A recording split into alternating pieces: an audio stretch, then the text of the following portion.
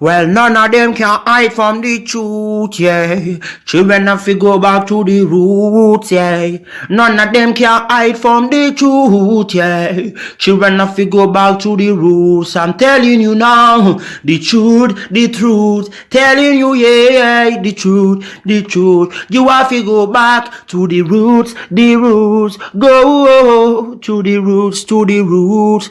Yeah, man, you know, this is Benjamin out of the Smiling Coast, West Africa, Gambia, representing for the one and only Abu, the big man you don't know, the Soninke warrior, the man that brings the truth, Soninke warrior, the sign of enlightenment, the Soninke warrior, the righteous and the true African. Abu, reveal the truth to them, you know, no matter how them try run from it, because none of them can hide from the truth, yeah. Yes, we have to dig back the roots, yeah. Fire! Subscribe now.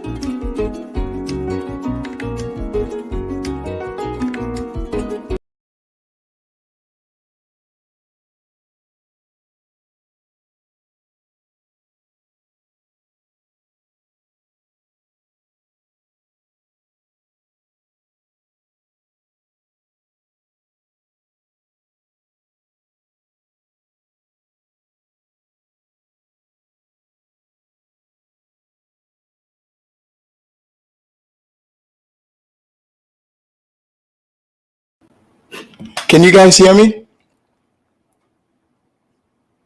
Can you guys hear me now?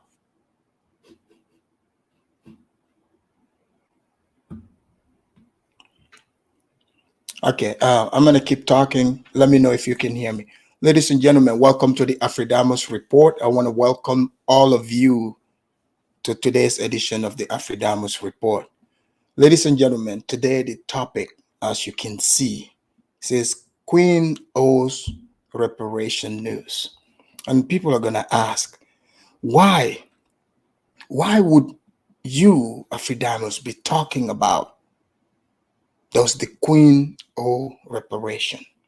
Well, I'm not the one saying this, because you see, whatever you see in this world, when it comes to human beings, there's a history to it.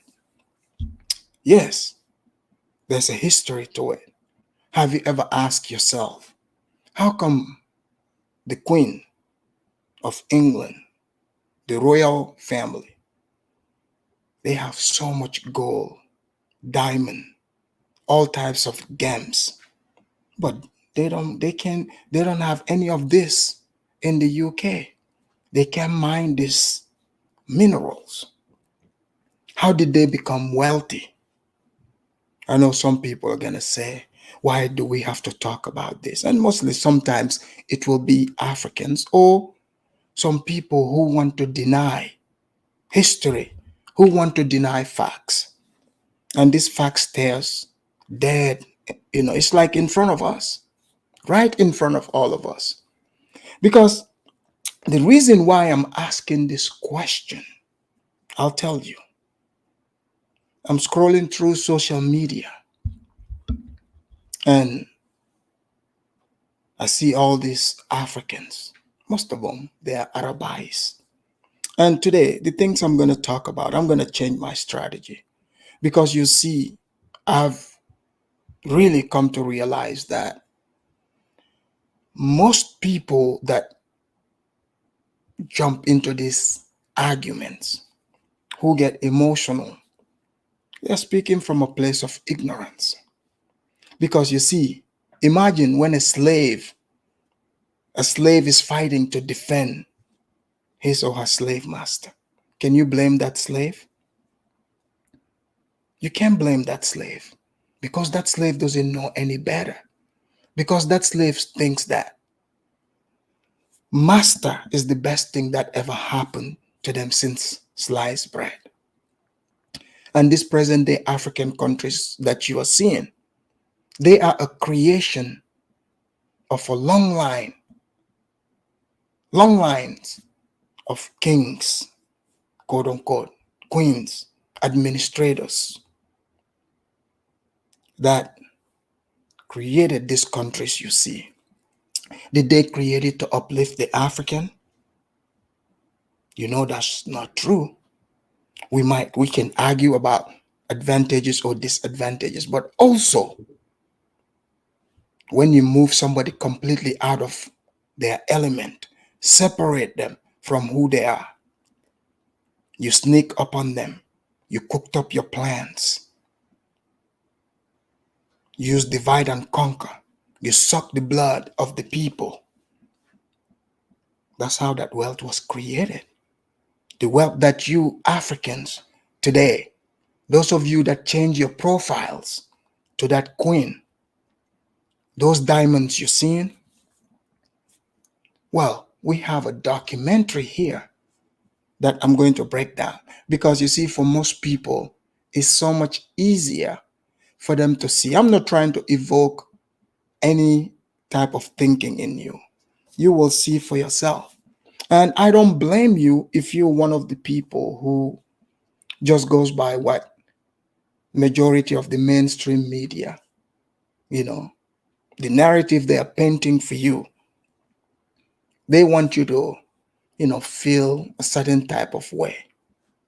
See, these people have accumulated so much wealth from all over the world over centuries that now they bought the media, even the media. You will see that even today many countries even belong to them. And some might come and argue and say, oh yeah, the white man came. If it wasn't for the white man, the African would be running around naked. I have seen people make these arguments. You see? Am I saying there isn't some tribes who walk around naked? Even today they exist. But even if that's so, is that reason to conquer one? People conquer people for selfish reasons. And I'm going to talk about that here today. You see? People are going to ask, what is the solution? Well, this is the solution: to educate the people, open up their mind. I'm not telling you that you're supposed to be angry or dancing, but these symbols that you're seeing, what does it represent? Because the Queen Elizabeth, when she came to the throne, most of our countries were still colonized. You do realize this, right? So I'm not here to try to paint her as angel or devil, but I'm just going to lay the facts. It just so happened there's a documentary that was made just prior to her death, prior to the Queen of England passing. And this documentary is very, very fitting. And it is about reparation. The question has been asked, is the Queen, the royal family, it's not just her, because, she was the one on the throne. But the question is, do they owe reparation, and will they pay reparation? And this short documentary is very, very telling. So this is why I want most of you, I'm not here to shame you or whatsoever, but I want you to, inform yourself.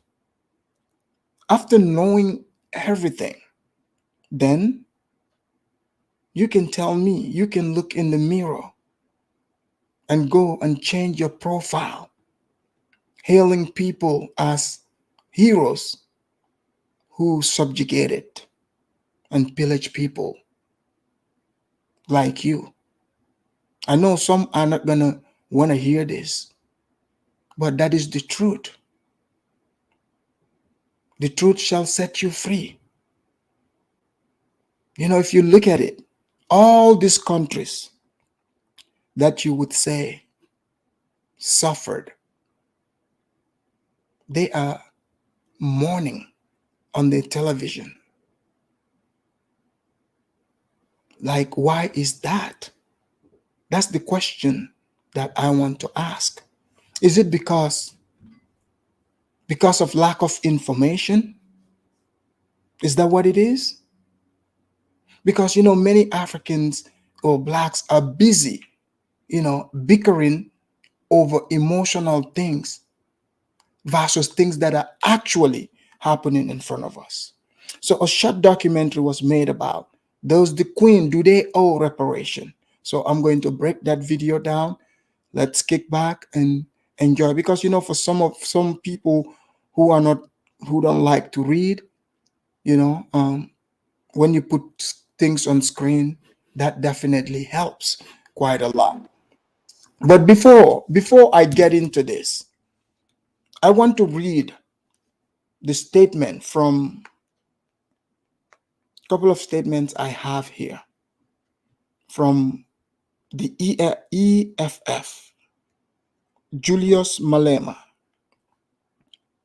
Let me read to you what he said, okay? Because nobody knows about the direct impact of being looted than South Africa. I mean, this royalty, they robbed South Africa more than any other country. I would say so. And it still continues. So Julius Malema, it makes sense for him to know this history. So here's his statement. He said the economic freedom fighters note the death of Elizabeth Alexandra Mary Windsor, the Queen of the United Kingdom and the ceremonial head of state of several countries that were colonized by the United Kingdom. Elizabeth ascended to the throne in 1952, reigning for 70 years as a head of an institution built on, sustained, and living off a brutal legacy of dehumanizing millions of people across the world. We do not mourn the death of Elizabeth because to us, her death is a reminder of a very tragic period in this country and Africa's history. Britain, under the leadership of the royal family, took over control of this territory that would become South Africa in 1795 from Batavian control and took permanent control of the territory in 1806. From that moment onwards, native people of this land have never known peace, nor have they ever enjoyed the fruits of the riches of this land, riches which were and still are utilized for the enrichment of the British royal family and those who look like them. From 1811, when Sir John Cradock declared war against Amahosa in the Zuveld, in what is now known as the Eastern Cape, up until 1906, when the British crushed the Bambatha Rebellion, our interaction with Britain under the leadership of the British royal family has been one of pain and suffering, of death and dispossession, and of the humanization of African people. We remember how Nzele died in the aftermath of the Fifth Frontier War, how King Hitsa was killed like a dog on the 11th of May, 1835, during the Sixth Frontier War, and had his body mutilated and his head taken to Britain as trophy. It was also the British royal family that sanctioned the actions of Cecil John Rhodes, who plundered this country, Zimbabwe and Zambia. It was the British. Hold on. It was the British royal family that benefited from the brutal mutilation of people of Kenya, whose valiant resistance to British colonialism invited vile responses from Britain. In Kenya, Britain built concentration camps and suppressed with such inhumane brutality the Mau Mau rebellion, King Dedan Kimathi on the 18th of February 1957, while Elizabeth was already queen. This family plundered India via the East India Company. It took over control and oppressed the people of the Caribbean islands. Their thirst for riches led to the famine that caused millions of people to die in Bengal, and their racism led to the genocide of Aboriginal people in Australia. Elizabeth Windsor, during her lifetime, never acknowledged these crimes that Britain and her family in particular perpetrated across the world. In fact, she was a proud flag bearer of these atrocities because during her reign, when the people of Yemen rose to protest against British colonialism in 1963, Elizabeth ordered a brutal suppression of that uprising. During her 70-year reign as queen, she never once acknowledged the atrocities that her family inflicted on native people that Britain invaded across the world. She willingly benefited from the wealth that was attained from the exploitation and murder of millions of people across the world. The British royal family stands on the shoulders of millions of slaves who were shipped away from the continent to serve the interests of racist white capital accumulation, at the center of which lies the British royal family. If there is really life and justice after death, may Elizabeth and her ancestors get what they deserve. This is the statement from Julius Malema.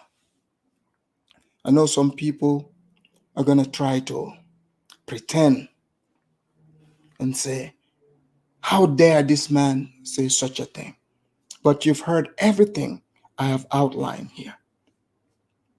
So maybe most of you didn't know this. I also copied this from social media. A lady named Tracy Zale. Tracy looks like a white Caucasian woman, but she's definitely not black. And she wrote something that caught my eye. She said, "You will never understand Africans. They are busy mourning an old woman who caused their nations great pain. Is this not a queen of a country that colonized Africa and caused poverty in your land? Her British troops killed your freedom fighters who were fighting for freedom and independence. But today, Africans are crying tears as if they lost a parent. Even the diamond on her crown was stolen from Africa in 1905. It is the biggest diamond in the world. A terrorist and a thief is dead." So,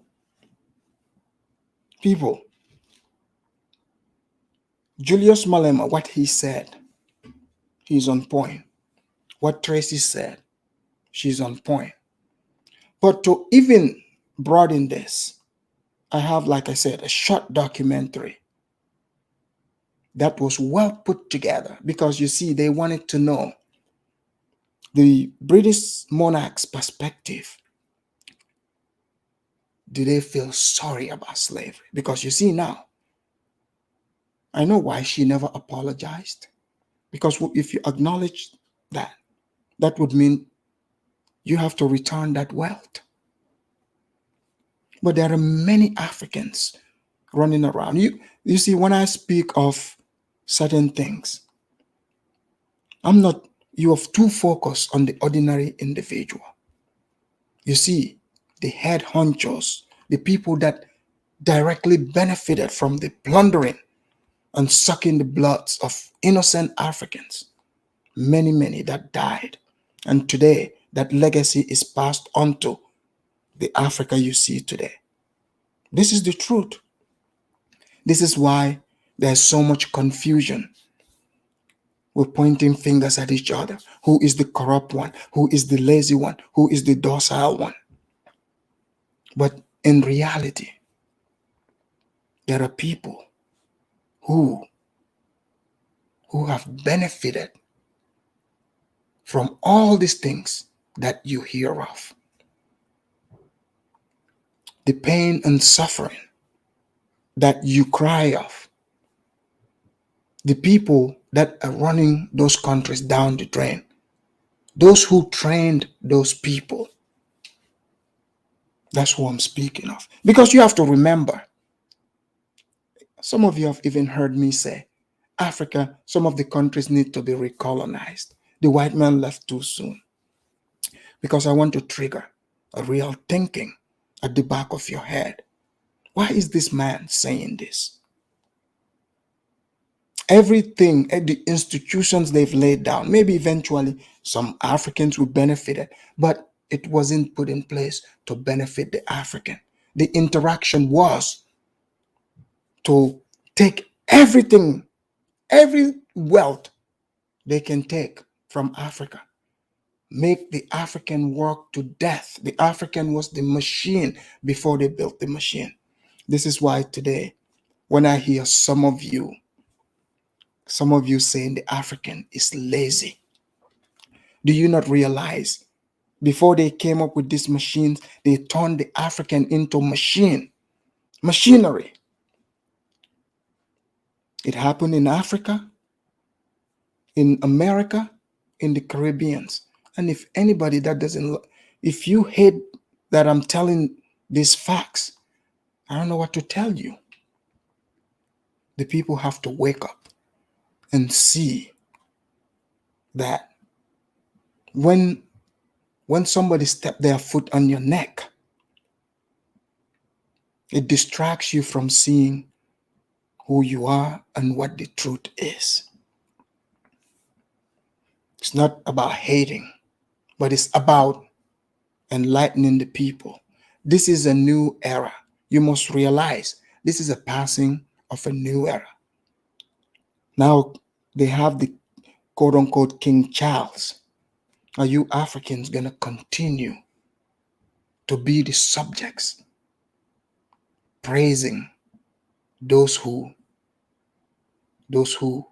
pillaged Africa, those who terrorized Africans, those who enslaved Africans, distributed Africans like pair of shoes all around the world? See, this is the things that people should be talking about today, but not Africans changing this on their profile. This is how you know for a fact that you are mentally enslaved. Look, I'm not saying go out there, wish death upon or dancing on this, but hey, how can you justify celebrating your own conquest? Look, it is one thing, right? You can have your argument with just regular white person. I get that. I can be like, okay, you're just being dumb telling this person they are racist or not. But you are looking at your direct oppressor. Direct oppressor. There is no ifs and buts. Oh, but you want to tell the regular white people about how racist they are. But your real oppressor, you celebrate. You mourn their death. You cry. You stop everything. That's the true definition of being a slave. It is time for you to wake up. But before I wake you up to the facts here, let me do my copyright disclaimer, and we're going to break down this video together step by step. You will see exactly why they are not telling you what the truth is. Because the education system today, and I don't even call it education. They brainwash the children to love their slave masters. If they are doing that in the West, imagine in Africa it's even worse. So let me play my copyright disclaimer, then we get into this.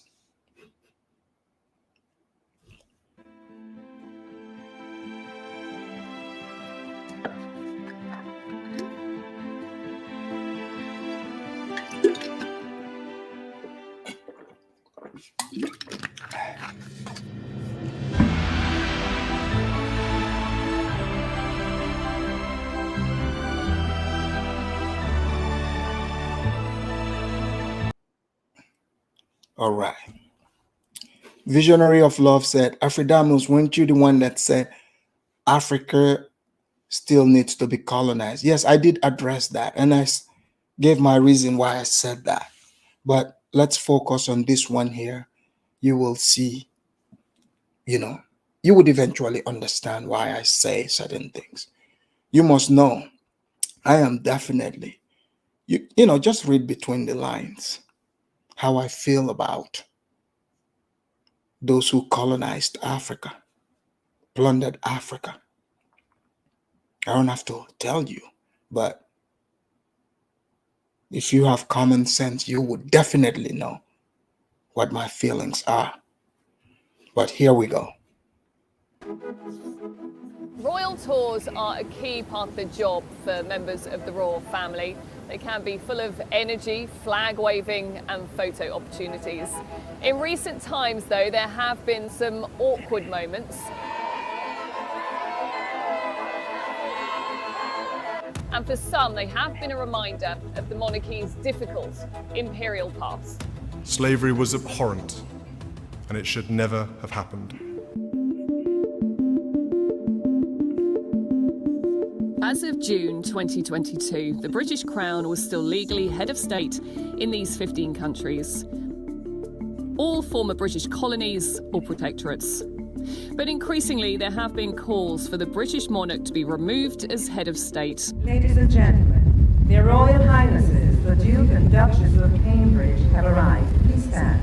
They shouldn't be welcomed as leaders of the country, as representatives of the head of state.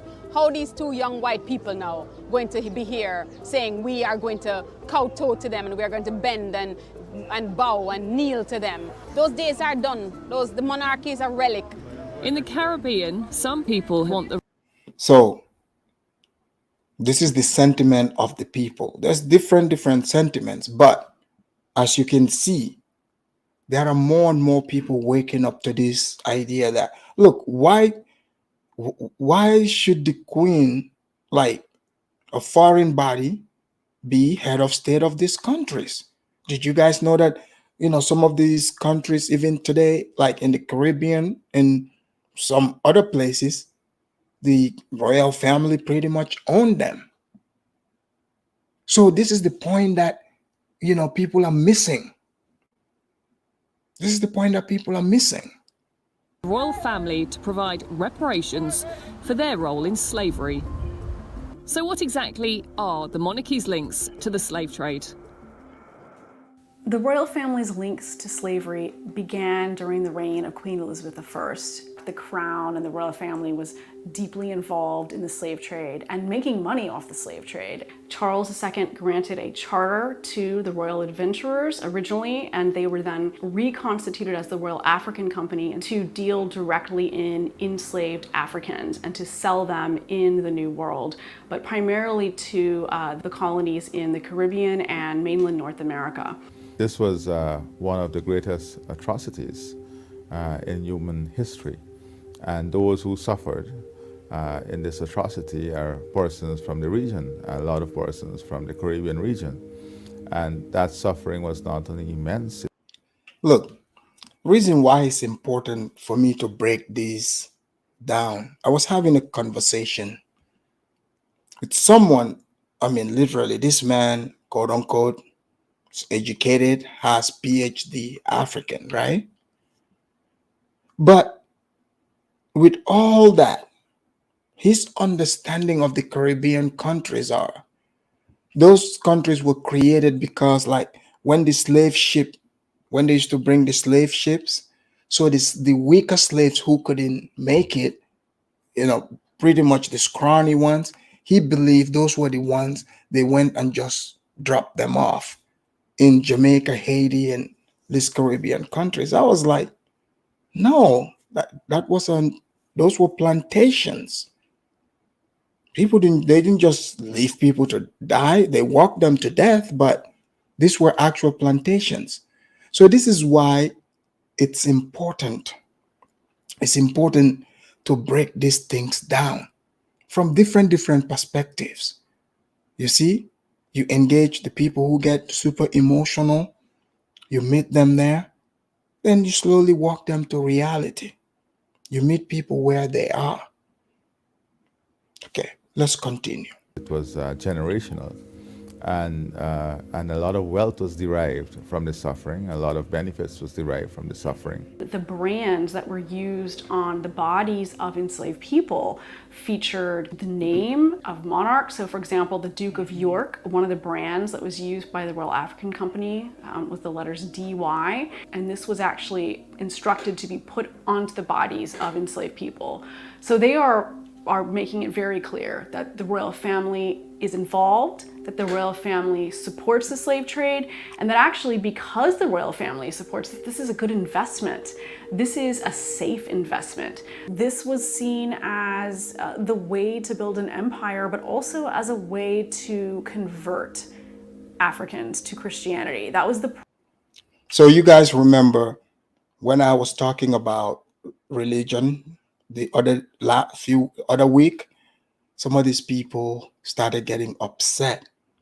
They said it's not the same thing. But when you read these books, these people that were speaking of, calling them oppressors, enslavers, one of the reasons they were giving was teaching Africans, converting them to Christians. Oh, the Muslims, they say we're doing them a good service, converting them to Islam. And people don't want you to talk about this. This is why I ask these questions. Because they tell themselves, they give themselves this moral high ground to say we are here to civilize these people. We want to change these people to believe in our way of life, our culture. Because you see, they are not civilized. So there it is. Like, if I had just come and start talking about it, some people be like, man, you're just making this up. But sometimes it's good for you to see for yourself so that you learn and understand the world that you are in and understand where it was. Why things are the way they are. Then from that point, you'll be able to know what direction to head into. Primary argument that was made at the time. So the crown saw itself as a civilizing, Christianizing force. That yes, they were profiting, and yes, they were supplying laborers to the colonies, but they also saw themselves as on the right side because they were expanding and civilizing the world. Wise African chiefs have seen the tremendous changes in Nairobi to which the princess herself referred in her speech. The contrast we see today is a striking tribute to the men and women of all races who have made it a great center of commerce and finance, the crossroads of East Africa, the capital of your colony, and the seat of the East Africa High Commission. So, of course, that family has benefited from enslavement, and so has many institutions in this country, whether it's the railways, the roads, the banks, HSBC, Barclays, and the enslavers were compensated when slavery was ended, and the compensation didn't stop getting paid until 2015. So people like me were paying actually for compensation for the enslavers, but the people who were enslaved were never compensated. We never even got an apology. By the 1790s, there's a growing groundswell of support for abolition in Britain. But the royal family is deeply opposed to the abolition of the slave trade. George III did not come out publicly and say that he was against the slave trade, but he made it very clear to his ministers that he would not support abolition as a cabinet measure. So this was something that the public knew, that the royal family was against abolition, that the royal family believed that the slave trade was crucial to maintaining Britain's wealth and power and its imperial interests. Repairing that damage is something that both Prince Charles and Prince William have tried to do in recent years, with some of the strongest words yet from members of the royal family when it comes to links to slavery, and some have seen it as a real shift in attitude. Let me read some of this comment. Stephen Saw said, didn't colonization increase the lifespan by triple, introduce industry, education, waste management? Yeah, but all white men are evil. Stephen, this is not about all white people. Are all white people part of the royal family? There are white people out there right now who are opposed to the royal family. Then the same royal family colonized Ireland. These are white people. So not all white people are royals. So I don't know where you're getting that from. Let's continue. From the darkest days of our past and the appalling atrocity of slavery, which forever stains our history, I want to express my profound sorrow. Slavery was abhorrent, and it should never have happened. Expressing sorrow, but not saying sorry. And there's been so much discussion in Jamaica, where they've just come from, about an apology for slavery. How are you feeling about that debate here? Slavery? Well, we now independent. We now been given freedom. Okay, so slavery to me, it's been abolished. So why go back? So I see some idiots here saying, oh, Afridamus, you're a hypocrite. You defended this. First of all, see, this is why I say some of you are too emotionally unstable to partake in these conversations. Just kick back and listen, okay? Just because you have a certain perspective doesn't mean when you come into the world or watching these shows, that's what will be shown. In this short documentary that I'm presenting to you, this was made shortly before the Queen passed away. And this is based on their legacy, the history, how the royal family is directly tied to all this. So seeing people who are directly affected by this, mourning that's how this video is tied to it. So just pump your brakes, stop being emotional. And time, and move forward. That it wasn't him. It was back on. Yeah. Give it. That was history. That was the past. We're moving forward right now. Yes. All is making the Bahamas a better place. Yes. And that's the best thing we can do. Yes, that's all. Yeah. So, and in this video, just like this women, they said, some people said it's history, they want to move on. So different perspectives. But some of you think if the person has to say that they are with what you are saying, or the way you think, or else they are completely off the line. Different perspectives are welcome. And as you can see in this one video, not every Caribbean or Black person here in this video, would feel a certain type of way about the Queen. But it is something that stands out. Like, it's one thing for people to talk this way, but it's another thing to in fact see, Africans, Blacks, like they are mourning, her death. Like some of them, like their close relative. It's like the Queen is their close relative. So with everything that is being that they are showing here, how does that even make sense? Is it because they don't have the real information? Were they brainwashed to believe otherwise? So let's continue. We're prepared to forget. We'll never forget. And we will always remember our history. We will always teach it. But it actually helps us to appreciate where we're going and to know where we are going. In Canada, the anger that's been directed at the royal family has all been to do with the treatment of Indigenous people while the country was still part of the British Empire.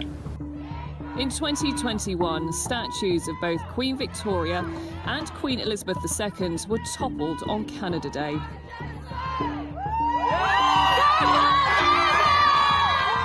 It followed the shocking discovery of unmarked graves at school sites, where Indigenous children had been forcibly taken from their families during the reign of Queen Victoria. My parents, my grandparents, my aunt, uncles, and a bunch of them, they all went to residential schools. So It's still scarred, the community. They're still scarred. So it happened to our parents and grandparents, but it's still affecting us. Indigenous communities in Australia. So, guys, you can see clearly it's, like I said, it's all over the world. But different places where the British colonized, where the Queen, the royal family's impact directly affected them, their reaction is different. They are not reacting like, most of the, I mean, literally, like I was talking to someone, even in these countries, they are mourning it as if their president died, unless if still indirectly they are saying the place belongs to the royal family. Some places are protesting this. Would you have thought that even today, some of the countries that are popular, would you have thought like the Queen, the royal family still pretty much own these places? You would have thought these places were independent. But when you get out of your emotions and start looking at things, you're like, wow, like these countries are actually some other people's personal property. But would you have ever thought that if you didn't watch this? So sometimes when you see these people protesting, doing certain things, you might look at them like they're idiots or disgruntled people in these different countries. The things they are saying may sound, too far-fetched for you, but you gotta do your research. And you would eventually find yourself in the waters of these topics that I'm tackling right here. Things do not seem like they look in front of you. Trust me. When you dig in, you will find out it is dirtier than it's been presented. So that's why these breakdowns are important. You look at it in the media, what are they doing? For instance, like you look at example of like the even present day, where everyone's supposed to have information about even like the Ukraine war, right? Quote unquote. They're telling you, for instance, oh, Russia is losing anytime soon. But the US, Biden keeps giving Ukraine money, okay, it's like, where's the results of this? So pretty much, okay, you're watching something here, but they are not telling you the truth. Obviously, you don't know the full gist of everything, but you know that what they're telling you about Ukraine making their president look like a hero, that's just, optics. It's not reality. So it's the same thing here. The way the media is presenting the royal family to you, you have to question things. You have to compare, what you're being fed versus what is real. What we're comparing here, this is not made up. These are facts. These countries exist, and these people that we speak of exist. So it's not made up. That's what you need to know. But if somebody is upset saying, okay, yes, we know it happened, but nobody should talk about it, that's just silly. Australia and New Zealand have also taken issue with the royal family. Indigenous Australians say that Britain never acknowledged that Australia was owned by Aboriginal people before it was colonised by the British in 1788. The colonisation of both countries included violence, it included disease and dispossession, and it certainly included massacre. There's a whole range of things that happened to Aboriginal people. A number of communities, and in fact I would suggest most, were impacted quite profoundly by having their culture either denied to them or their language denied to them. So guys, if you look at it, right, there are people in Canada who protest against, like, let's say Trudeau and this Canadian government. But in the bigger nutshell, even Trudeau, he's just an employee of the royal family. He's just an employee. He's a prime minister. So this is why, like when you look at it, the employee, he just comes out and gives the lip service. What can he really do?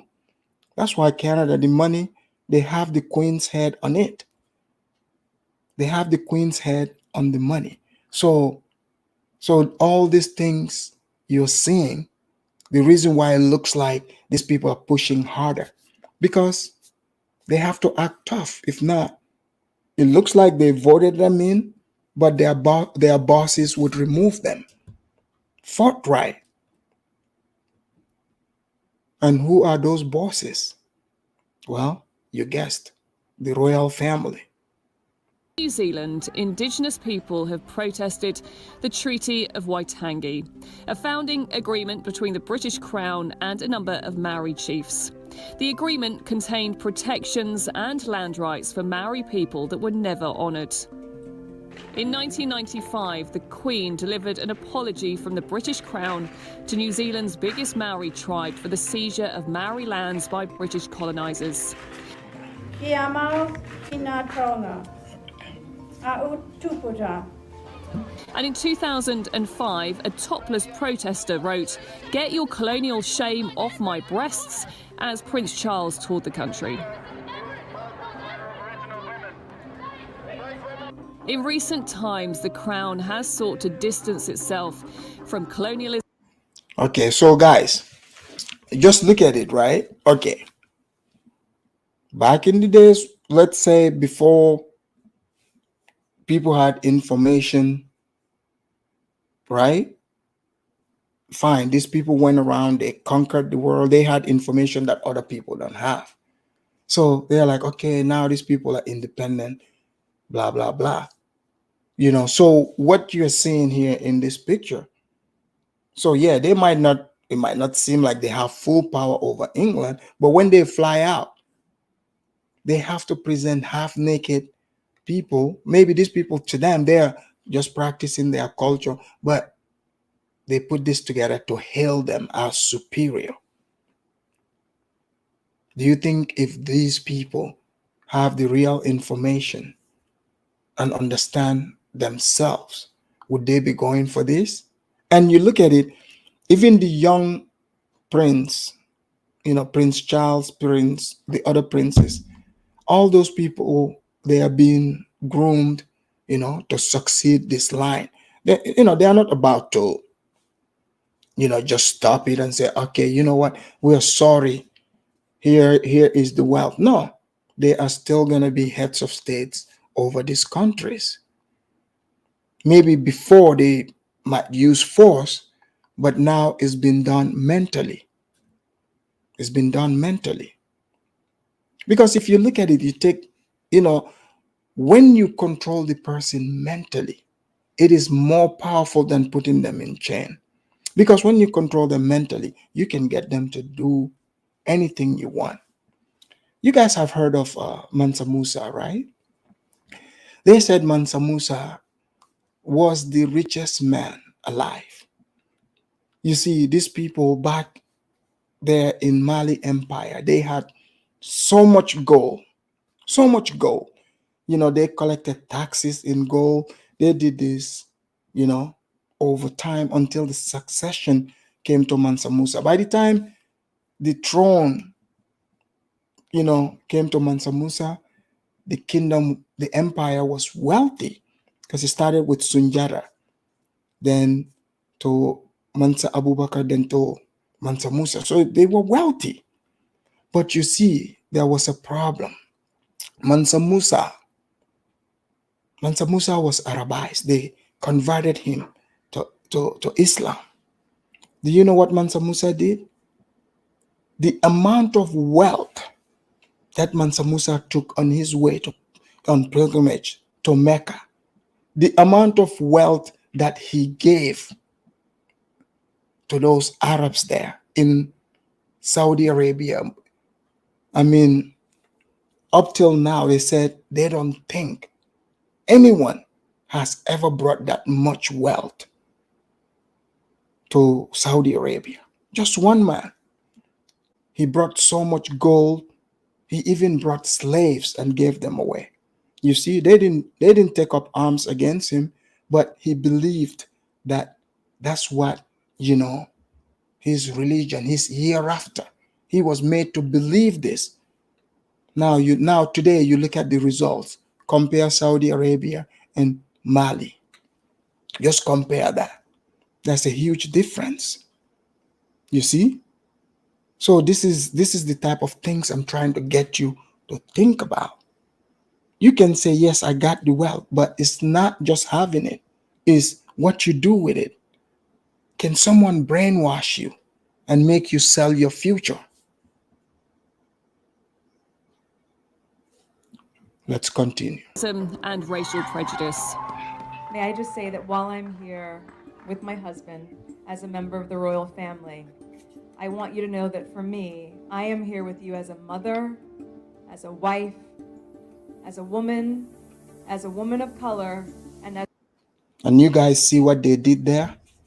So this has always happened. Look, this is not, even when they were enslaving Africans back in the days, they would always bring, like the mixed breeds. You read this in the Portuguese books, like the mulatto, to trick you with those people. So they know, you see these people wearing their black shirts, like she's going to speak in the interest of the royal family.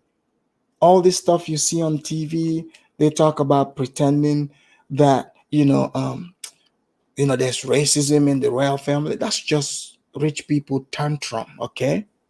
Don't buy into any of that. Just think about it. Look at how they are like, you know what? Let's bring, Meghan in front of these black women because they believe that, she is black like us. This is why I keep telling people, buy out of that just black mind frame. Use common sense. All right, cool. Yes, we all black, but that still doesn't erase the truth. You see? You being a woman of color, what does that have to do with anything? If you really think about it, it has absolutely nothing. So let's go. Your sister. The one time someone from outside, the descendant of enslaved people, married into the royal family, she was not treated well and alleged that she had been, horribly treated and ended up fleeing the royal family and is no longer an active royal. The royal family a racist family, sir? No, we're very much not a racist family. The image of the monarchy in some ways is more important than anything. So guys, besides just these people, this is why I say it's important to know the legacy. Just right now, just briefly, this short history that you've heard, right? So these two people you're seeing, like these royal people, these people still want you to bow down and to them and see them as your superiors. They want to continue this rule. But you see, even in their own country there, I don't know if their rule is, I don't think their rule is what's running the country, but their rule is running other places, huge countries, in fact.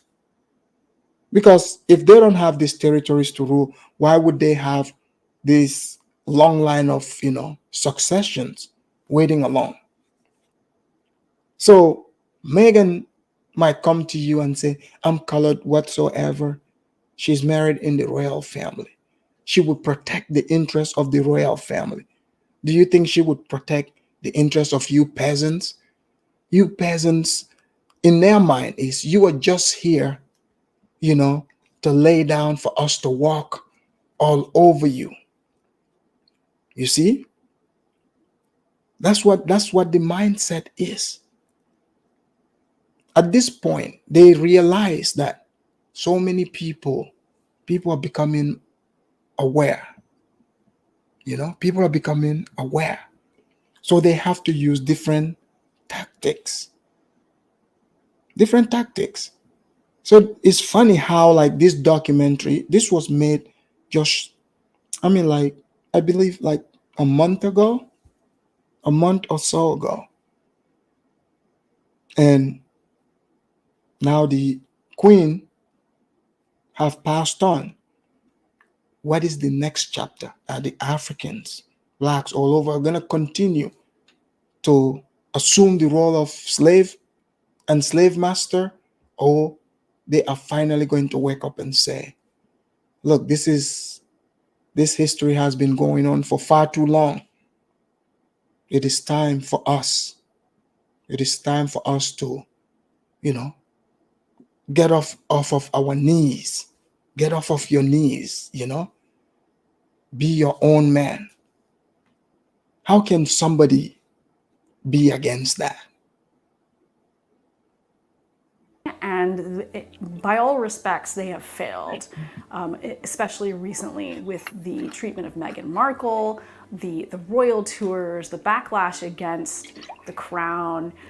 None of it is good, and none of it bodes well for the survival of this institution, especially among the younger generations. And the Meghan Markle case is really interesting because she's a light-skinned, mixed-race woman. She's almost white passing to a certain extent. She's much lighter than me. So she has certain privileges that dark-skinned black women probably wouldn't have. Yet she was still...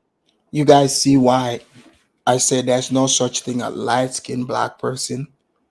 So, again, some of you get yourself caught up in the hypocrisy. So now you have to play word semantics. But,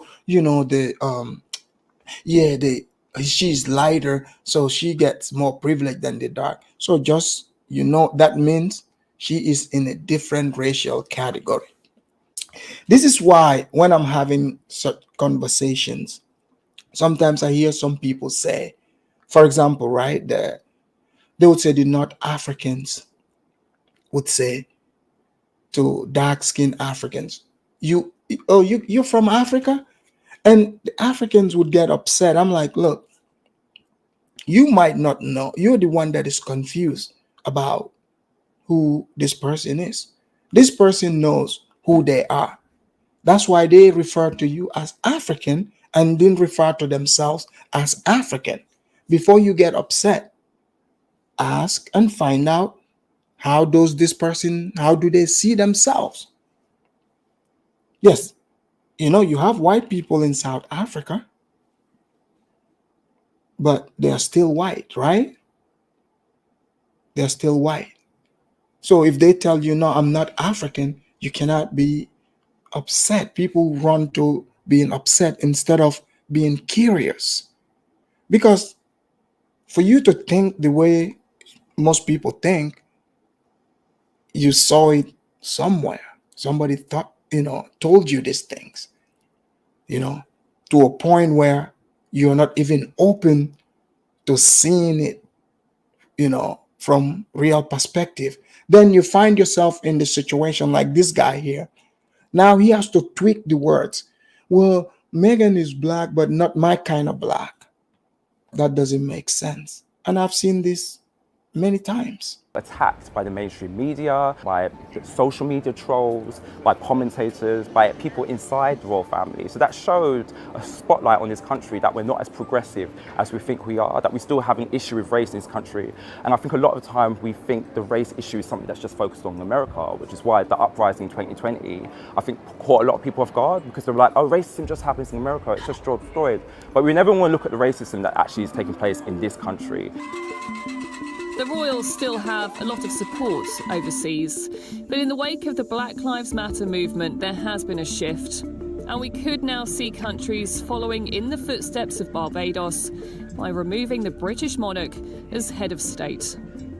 There is really no support for maintaining some of these colonial ties in the 21st century. Once the Queen is gone, there are already many colonies, former colonies, leaving now while the Queen is still alive. And I think that is really the most sobering aspect of this, that Barbados has already left, Jamaica is signaling that it will leave. If these See, did you guys know like Jamaica was still under the Queen? You didn't know that, right? Exactly. former colonies are already now trying to And you know, I know like they mixed in a lot of different propagandas, like they bring in, you know, Black Lives Matter and all that. You know, that's another hijack. They are on a whole different program. You must know that. There's a, I mean, like they would jump on any bandwagon. These days, people would jump on anything. But you must know, like some people, they might hold that sign, for instance. What I've learned also, okay, maybe their origin, if you go to maybe their site, some people have not seen it. They think they are actually, you know, doing something, you know, something noble. You see? So you have people like that, people that know, are aware of certain things, but ignorant about other things. So, yeah. sever ties and become truly independent. What is to stop other members of the Commonwealth? Is that okay for you? Like having the one family royalty where it's you know, they're given all the wealth, all of the, that's not okay for us. So. As a black person, I just can't relate to an institution that was been founded on colonialism, imperialism, and enslavement of my ancestors. Their imagery has been used as propaganda, because they are the new faces of colonialism. They are the new faces of imperialism. They are the new faces of social hierarchy and class. And I think a lot of people are buying into that without actually analysing what these new generations of royal family actually represent. They are the figurehead for the colonial process, but they are not the people that did the colonialism. I belong to the Indigenous community, and many people that I know are very supportive of the monarchy, and many would prefer that we were a republic. We shouldn't really anticipate that there would be a homogenous Aboriginal view of any event, and particularly something as important as, say, becoming a republic. A republic. You think it's time to become a republic? I think it's time to become a republic, right? So just let go of the slavery, let go of the Queen. Just focus on set a goal and a direction.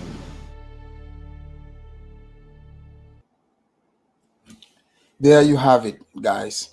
I'm gonna drop the link here. Guys, I won't be here long today for sure though. So I know I've said that before. Some of you talked your way, you know, longer. The conversation became really interesting, but I'll stick to that. I'm gonna drop the link here. Hold on, let me see.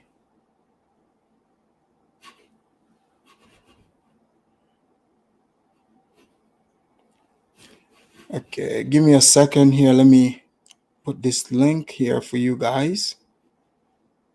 So guys, when you call in, let me know what you think, because you see, this short documentary touched on, you know, different points here, So even those of you that you always find a way to disagree with me, so the lines are open for you to call in. Come on in. Let's have the conversation.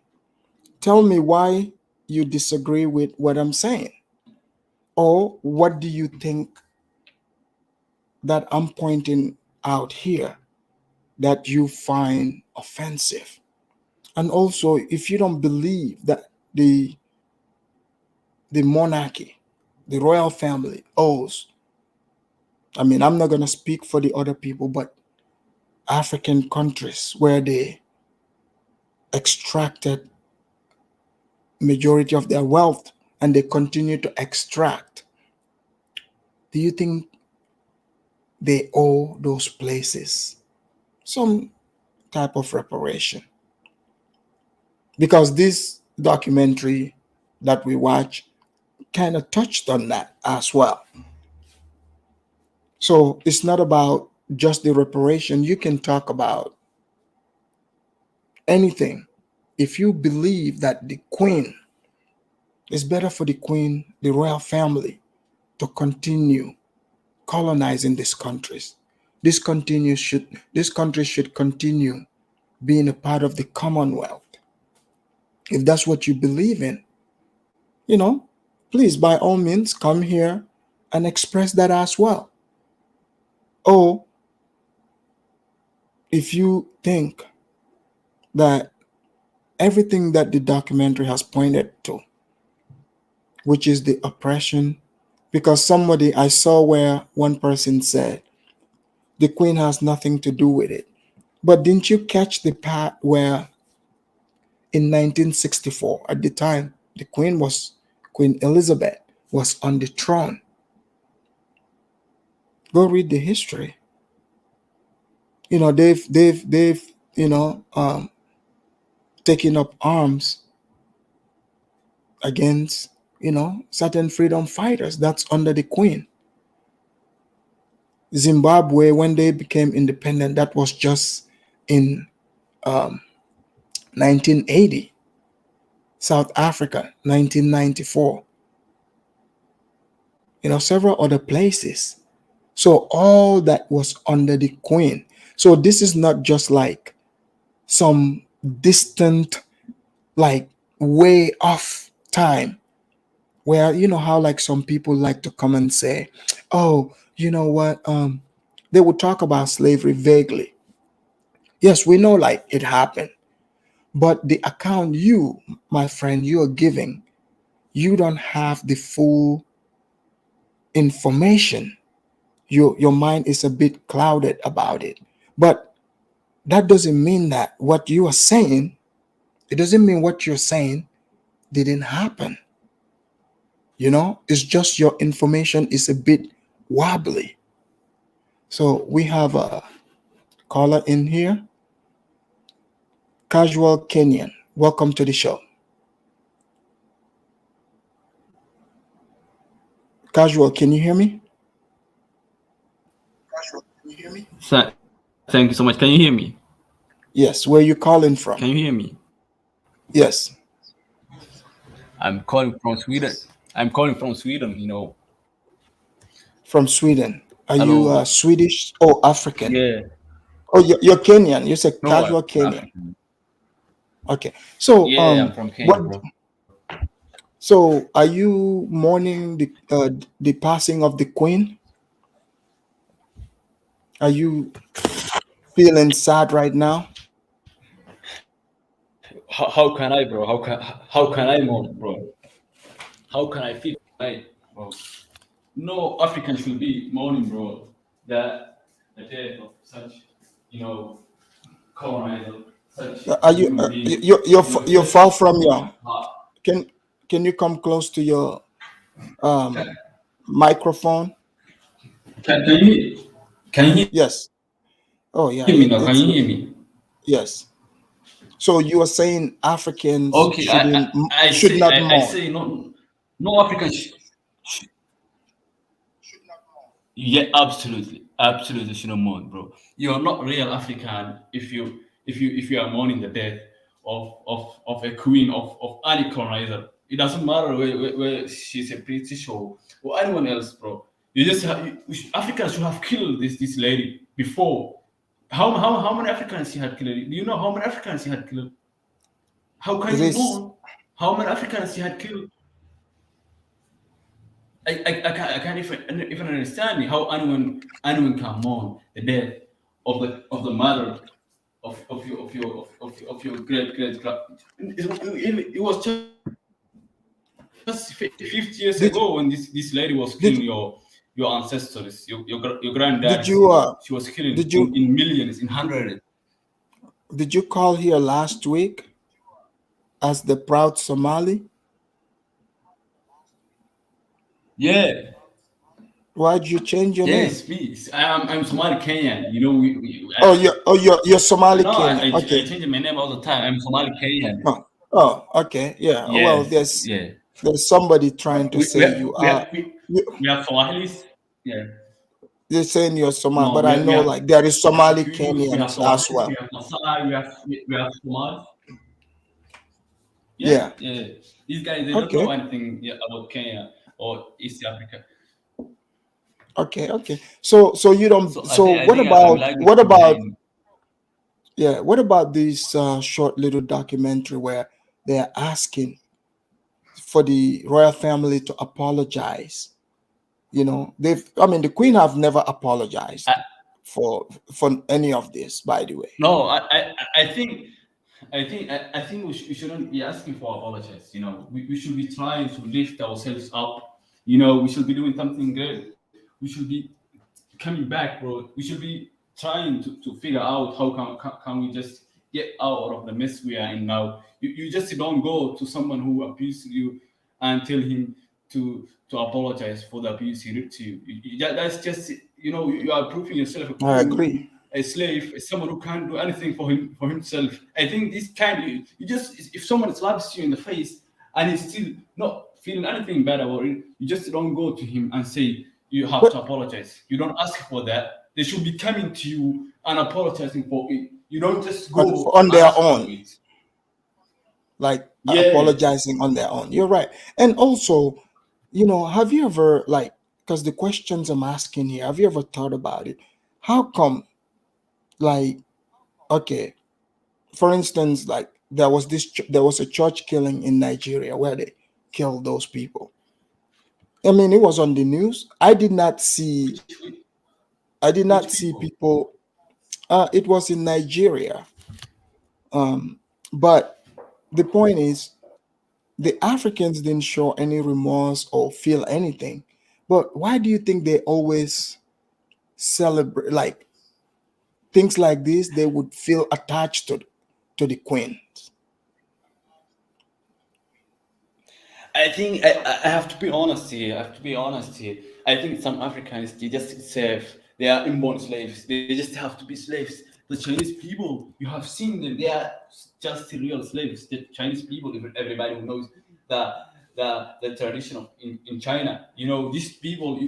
I have seen so many times. You know, when a Chinese man comes to Somali to somewhere in Africa, he just treats the people there so bad because in his tradition, if you are the richest person is, if someone is richer than you, then you are automatically a slave to them. Yeah, you're above them. You are just a slave. You know, that's a good point. You are a slave. That's a Chinese tradition. So these guys they are coming and telling other people that the Chinese are just like treating them bad. No, that's not the Chinese treating Africans bad. Casual. That's how they Hold do on. this. That's how they even treat poor Chinese people in China. You know, if you go to China, you will see people bowing down to their masters. If you go to banks, you will see bank managers being bowed down to by casual Chinese people. So this is a thing in China. They are enslaving each other. So it's not like Chinese versus African. It's just a Chinese mentality. You know, if you are even African, it doesn't matter what's your ethnicity. If you are rich person, then you are just a master to any poor Chinese. So I think some Africans have this same mentality. You know, if you are richer than them, or if you have some kind of power, then they will worship you. I have seen so many Africans defending, like, corrupted African politicians. They are just defending, and when you ask them what you get out of it, they will tell you nothing. It's just he's a good guy when he's not. He's not Just good. the emotion. It's just Hold on. yeah. Hold on 1 second. Let me read this. 1 Mentality. second. Give me 1 second. G Black, Plow G Black. Thank you for the super chat. Say may she oh man. Go Black. Let me see here. Bro, hey, thank you for the super chat, but he's saying may she, arrow star T in, yeah, you know the rest. But thank you for the super chat. We gotta keep the language clean for the viewers' ears and the machine. But go ahead. So, like you were saying, so you believe that because of the glamour and the power, they automatically, feel drawn to, supporting the monarchy, the queen. Like it's just the mentality. It doesn't like there's no. Let's say they don't think they can. What's the benefit? Let me just go straight there. What's the benefit? What do you think? Deep in their mind, they are thinking they are getting from it. Are you there? I think something happened to his audio. But people, look, just as I said, if you look at it for Africans, it is just lack of information. And the lack of information causes people to exhibit things that, in a nutshell, they don't even know why they do these things. In fact, I'm going to bring like colonization, because you know how people like to talk about 1884. The British, like they like to focus on only certain group, but the British and the French, they had more territory than the other European countries. And I found a video that explained this in detail, in deep detail, for those of you that are confused about how it happened, because many talk about it from emotional standpoint. They like to say, oh, those people were in the same territory and now they are separated. But how did that happen? You see? Because now people's minds are clouded about it. Some say maybe the Africans, they were not smart. Some might say that. This short little documentary that I showed you here, you've seen the royals, quote unquote. They show up in Africa. Even they show the African chiefs, because there was a hierarchy. You have the king or the queen back then, but let's say the queen at the top. Then you have the governor or the council, foreign office. Then they have their governor, the representative, and their African minions. So they even took away the powers of most of the chiefs. They reduced it. You see? So that's what the system was. And I will show you the French system as well, to know the difference between direct rule and indirect rule. So what you are seeing right now, what I was showing you in that video, technically those countries are colonized, right? Barbados, you guys saw them take back their independence. It doesn't mean it was direct rule, hands on. It's indirect rule. So today, people, you're looking at colonization is happening. You're looking at it dead on, but you don't even know because it's indirect rule. That's how the British do it. The reason why the French dare stand out because they do direct rule. I'm going to bring that here and break it down so that you understand also what you're seeing in the French sector.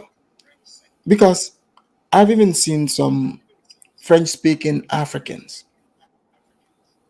mourning the passing of the Queen of England. That also shocked me. But casual Kenyan, thank you for coming Yeah, back in. So, thank you. so Someone has called in, so go ahead. So you were saying that some, because I asked you, what do you think these people, like, what's making them do this? What do they, what are they getting from it? Is it like so gratification? Like, I don't know, like feeling smart? Because like there are no, Africans who they think I when I you think you you I think I just have to finish this.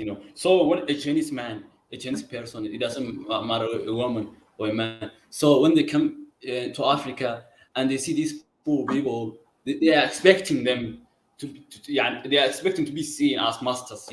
So when they see poor African people, seeing them as a normal guys, just like them, acting, interacting with them, having talks with them, they are shocked. This is a cultural shock to them. Because in China, right. that's not how these things are done.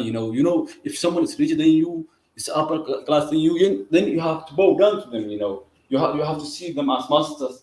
But in Africa, in many places in Africa, most Africans they won't see you as above them if you have some power or wealth. But this is just cultural shock to them. So I'm seeing so many videos made about Chinese people coming to Africa and treating the African people bad. And these Chinese they are all Did you shocked. wait? See, Did you live in when they China? Did you live in China? no, I haven't lived in China. I haven't been there, but I know Oh, so because many I so many noticed things. that you mentioned them a few times. Like, did you? I f- I mean, that's why I was No, curious if you lived there. I have been to Turkey. I've been to so many Arab countries. So I know so many things about So these when Asian people and you went to culture. Arab So countries, yeah, where did you yeah. go? Where did you go? I I've been to Emirates, I've been to Saudi Arabia, I've been to Urdun, So I have also been to Egypt. So just like these four countries, but they just if you will get a decent idea, about how the Arab culture works, and When I do what the kind of mentality they have. Arab show, when the Africans that go there, I would hope you call on that day. So because direct perspective of people you've lived there, you would be able to give firsthand, experience as well.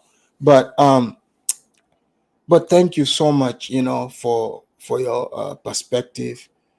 Feel free to call anytime. Okay, thank you. All right, we have deep sleep. Deep sleep. Welcome to the show. Where are you calling from? Oh, I think you know me, Alfred Thomas. I'm the Ethiopian Oh, South African guy. oh, okay. Abi. Obinto. Abby Obinto, welcome to the show. Abby, you are in South Africa. Are the people mourning the death, the passing of the? No. No. They're not. Even the news here, I think they touched upon it, but they've pretty moved on, to be honest with you. They did. Oh, on the news. Yeah, they obviously You know, they talked about it, but I mean, right. today they don't talk about it as much, so they've moved on quickly. Is what I'm trying to. Oh, okay. Okay. So you're saying, yeah. I mean, like, I'm not saying, like, I'm not questioning why would they even show it, but you're right. Like, they show it, they move on. But in other places, you go on social media, I notice there is mostly the Africans that changed their profile to Oh, the Alfred Thomas, to the what queen. I came to say here was, last time you came for the Muslim Africans. today I think we need to come for the Christian Africans, because those are the people that I've seen pre-clap for the Queen. No, you know what? Especially In fact, I've the Christian seen Africans. a lot of the Muslim ones, especially the Gambian ones. I'm telling you, it's not all. It's not even the Christian. It's like, look. In fact, I saw one who said associated it to Islam, Prophet Muhammad. Like some of these people, when they want to say stuff, they would say Prophet Muhammad said. Like somehow like they know some story where some queen died and the Prophet Muhammad said something about that. You see, like, I mean, literally, I'm reading this stuff online. I can't even believe my eyes. These guys are super duper Arabized too. Like they are really, like I was surprised to even see them talk about it, to be quite honest. Like I was Yeah, surprised. look, Afidamas, I think both sides of this African debate about the Queen are a bit embarrassing. So you have the liberal ones that are like, oh, she's a Yes. colonizer, blah, blah, blah. Mhm. Oh, she must return. Those people are also embarrassing. And on the other side, you have Right. oh, she's a great servant. And, they eulogize her like she was some saint or something. Both sides, I think, they just do it to get attention from whites. But I feel like the common thing you should just do, okay, as a country, just say, RIP, say condolences to a family if you're a diplomat, Right. move on. Right. Like, you don't owe these people shit. They don't owe you anything. Just move on. It is weird to see it, because I see where like some popular African leader will die. None of them would even do the RIP. Like the person doesn't even exist, right? Oh, another thing also was the Ukraine thing. They did the flag there for a little bit with that. So these people have more energy, to give to everybody and everybody, like everyone else except to themselves. That's what I'm seeing here. All right. We have, can you hear me? Sorry, unmute yourself. Go ahead. I was going to say, yeah, I agree completely. And, sorry. Well, thank you. Let's have Mad Dog. Mad Dog, thank you for calling in. Mad Dog, what do you think about Africans, acting like the queen is their mama? Go ahead. Their senior auntie, Auntie Yeah. Louisiana. Well, Yeah. guess what? The girl's in the freezer now, and all of you are going to have to move on with it. You're going to have to accept it just how it is. First and foremost, at least 50% of Africans, like I said in the chat section, deserve a slap on the back of the head, a very big slap. Like, you can't be that useless to yourselves. Like, literally, you just forget your history all of a sudden. And this is the problem that we're dealing with here, is this, right? For so long, we've seen Africans pretty much determine their relevance and their importance in like the global space based on acceptance from other people. What you see these Africans do, more especially English-speaking ones, and then fucking Nigerians to be more specific, what you see them do is people that they feel like they want to be on the popular side of everything. They feel like, even with the Ukraine war, like you said, and look at the amount of this sort of disgusting treatment that African students got around the border. Now, you can say that it's not the government that was directly in fault for that. However, it's a governmental agency and the people that they put in place that like stifle the black and African students over there. The authorities, I've forgotten what they're called, but they're the ones that make the decisions to like treat those people in a racist manner and discriminate against them. You know what I mean? So the government is partly and indirectly at fault for that. You know what I'm saying? Because that actually is a tire of government anyway. In itself. So over there in Ireland, are you seeing the people just acting Mourning? like how? Are you mourning? Yeah. Are you crazy? If you try that here, like, bruv, this man out here singing Lizzie's in a box, literally lads on Friday walking into work screaming, "The Queen is dead, bruv!" Like everyone, like people were just like literally mocking it. Now, in most cases, you're not gonna see people like trying to even have a conversation about it. People will just forget about it, like act like she doesn't even exist. She never existed. And like it Right. wasn't a thing really. Like it doesn't affect them that much because they don't want to give relevance to that throne and that Right. monarchy. However, in some cases, most people they didn't say anything about it because they want to be respectful as well from an individual Right. perspective. They want to be respectful of the dead. But I'll tell you, trust me, bro. Like this weekend has to be like one of the most highest grossing weekends for like Irish historic films in this country. Like film, Really? because there are a lot of like films like that speak about their heroes past, but that fought for their freedom, their Right. liberation from the UK and the British Empire. Like I know these men are on it this weekend. Like literally, they're all watching. They're like it's almost like rewatching all those movies again. That's to celebrate. Really, they won't tell you. They won't tell you face to face, but I know them. You know what I mean? 'Cause I've got same man here. But flipping, other than that, it's just once again these African people, especially the English speaking ones, like literally, they just want to be part of the popular. They just want to be on the popular side. I don't know what is wrong with these people. That's why I said, like literally, like even when I get into conversations with non-black people, when it comes to like in social issues like Black Lives Matter and all that stuff, there, like just leave. You see these Black and African people, most of them will never make it out of the mud. Their countries will never be. They literally that they're stuck in that ghetto of the third world that they will never change because they have no respect for themselves, no respect for their history. There are certain lines that you do not cross. I understand that people are free to have their perspectives and their opinions on certain things, but you do not cross the lines of your ancestors' past. They went through what they went through. And you have to respect that. Now, if you have different opinions or perspective on certain things, you can just keep quiet about it. You don't have to come out and praise someone who literally have stolen. Look at just imagine what the people on that continent they're going through. There's a lot I have to say, but I'm just going to leave it. I know other people need to speak, so I'm not going to unpack it all as at this point in time, like in this session of speaking. But it's like look at the state of the people in the lands that they colonized, right? Yeah. You have to understand that people are living through pretty much, I would say, it's like the spoils of the colonization and their ancestors past. Of And course. they're still feeling the effects of those things. So for the ones that have no empathy or sympathy towards the monarch and Elizabeth passed away anyway, like you people have to understand why those people don't feel that way towards her, why they have no empathy towards her. You know what I mean? Because these are like real lives. There are kids who don't have a future today because of those people. You know what I mean? This is the family that have not shown any remorse towards racism on the continent or colonization on the continent. You know what I mean?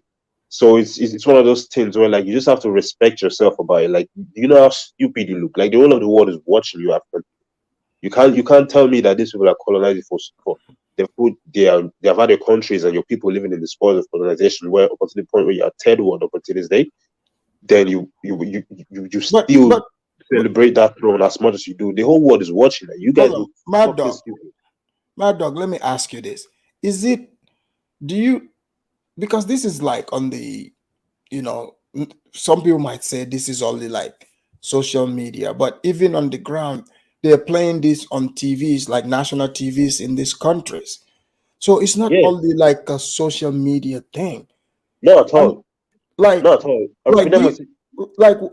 What is are they like being forced to brainwash the people this way? Like, what is going No, it's on? not being forced. It's like the people are still being so you see the media agencies that perpetuate that promotion on the people on the continent, they are media agencies from the continent.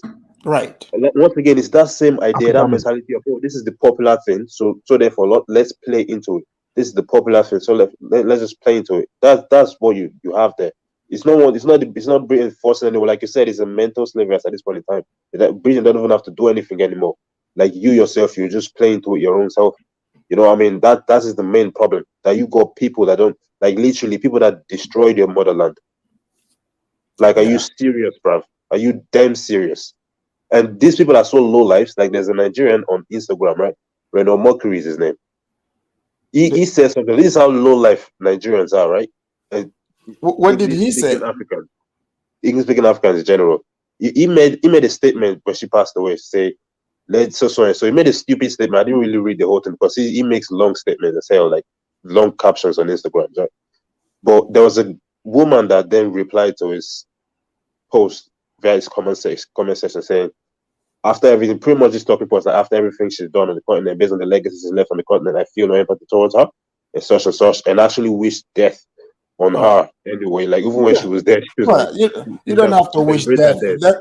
death. But That but the thing is that he then brought this down. But no, but this is the point I'm trying to make. Let me hit the nail on the head. He said something about, oh, just make sure that when you Nigerians are going at the monarchy, just know that this is not a bad reflection on them. It's more of a bad reflection on you, because what happens is that when the next time you go apply for visas to the UK, you guys can get turned down because of this sort of attitude. And I'm thinking to myself, like, this man out here talking about their history and pretty much acknowledging the spoils that the colonization and the legacy of the monarchy has caused in their countries up until today. And the only thing you can think of is a fucking visa, bro. Like literally. Like, are you that dumb? People's lives don't revolve around visa, you fucking stupid cunt. Like, bro, I don't know what to say about I can tell you. You know, they got you really mad. But let's allow Mimi also. Mimi, welcome to the show. And BHC, I see you also. Mimi, go ahead. Thank you for having me. I think the topic is about how do you feel about the death of the Queen? No, not feel like why are the Africans mourning the death of the Queen, acting as if it's their mama? You know, despite the legacy, the history, colonization. I mean, it's out like in the open. So what is it about Africans that celebrating their oppressor? Some of them are really still colonized. With me, I don't feel nothing. I don't have any connection with them. So I don't know. You didn't change your profile? That's why I call, because I don't see any Gambian changing their profiles. Oh, Did you go to what's in Gambia? Go on Even Facebook. when they attack, you see people, because the biggest platform of Gambians is what's on Gambia, and I see people attacking people for just saying rest in peace to the Queen. With me, I don't have nothing nice to say, and if you don't have anything nice, just be quiet.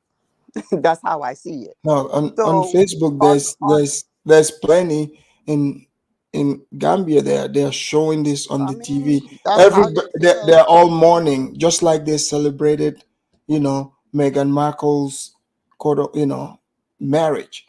Oh, So the that's same way. my circle and where I go and what I see is like they attacking people just for saying rest in the Queen. I mean, no need to attack people. If they say rest in peace, that's fine. Even against that. If some people feel like they want to say rest in peace, let it be. That's how they feel. So what's the problem? Let's blame our ancestors for letting them in and doing what they do. And then, like I said, I'm not excusing them because they have contributed a lot in the destruction of Africa. Like I said, I don't feel nothing when it comes to the royal family. I don't have no connection with them. I talked to my sister. She doesn't even know the Queen died. But Mimi, what if somebody said to you, the Queen created Gambia, you should show some respect? Well, there were people in Gambia before the Queen came, so I don't know. Thank you. I don't know how they created Gambia. Gambia wasn't like a place that they just come and be like, oh, this is our land now. There were people existing in that land before they came. Yeah, just you like see, every let me correct this. I just saw a comment. Visionary of Love said, all mourning. That's not true at all. Visionary. Nobody's saying all. Come on, didn't you just hear Mimi what she's saying here? I'm not saying the all. TV, of course, is the TV are gonna show like every other country. They're gonna show the Queen die and they're gonna show what's going on in the war. But that doesn't mean that people are like going down and crying and the Queen die. What I see, some people don't even know till they watch maybe the TV. People don't even care. Yeah. Okay, we have BHC Africa. BHC Africa, where are you calling from? BHC, unmute yourself. All right, BHC Africa, where are you calling from?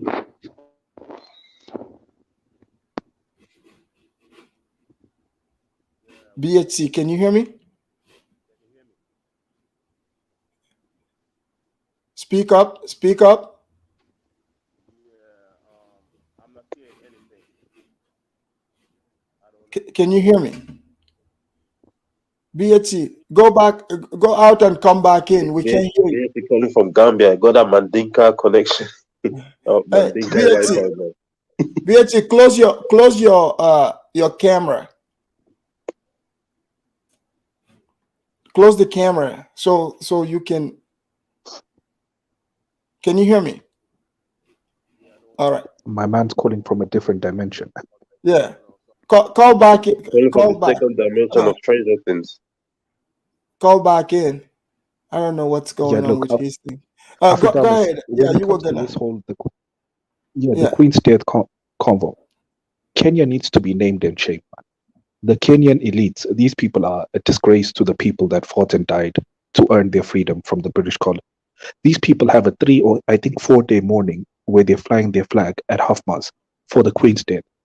Like this is, look, obviously you don't go there and laugh at someone's death or belittle But you someone's death, see, but tomorrow, having a national day of mourning for someone who colonized you and whose ancestors had to die in the hundreds of thousands for you to get freed. I no, that's disrespectful to your own ancestors that died and suffered.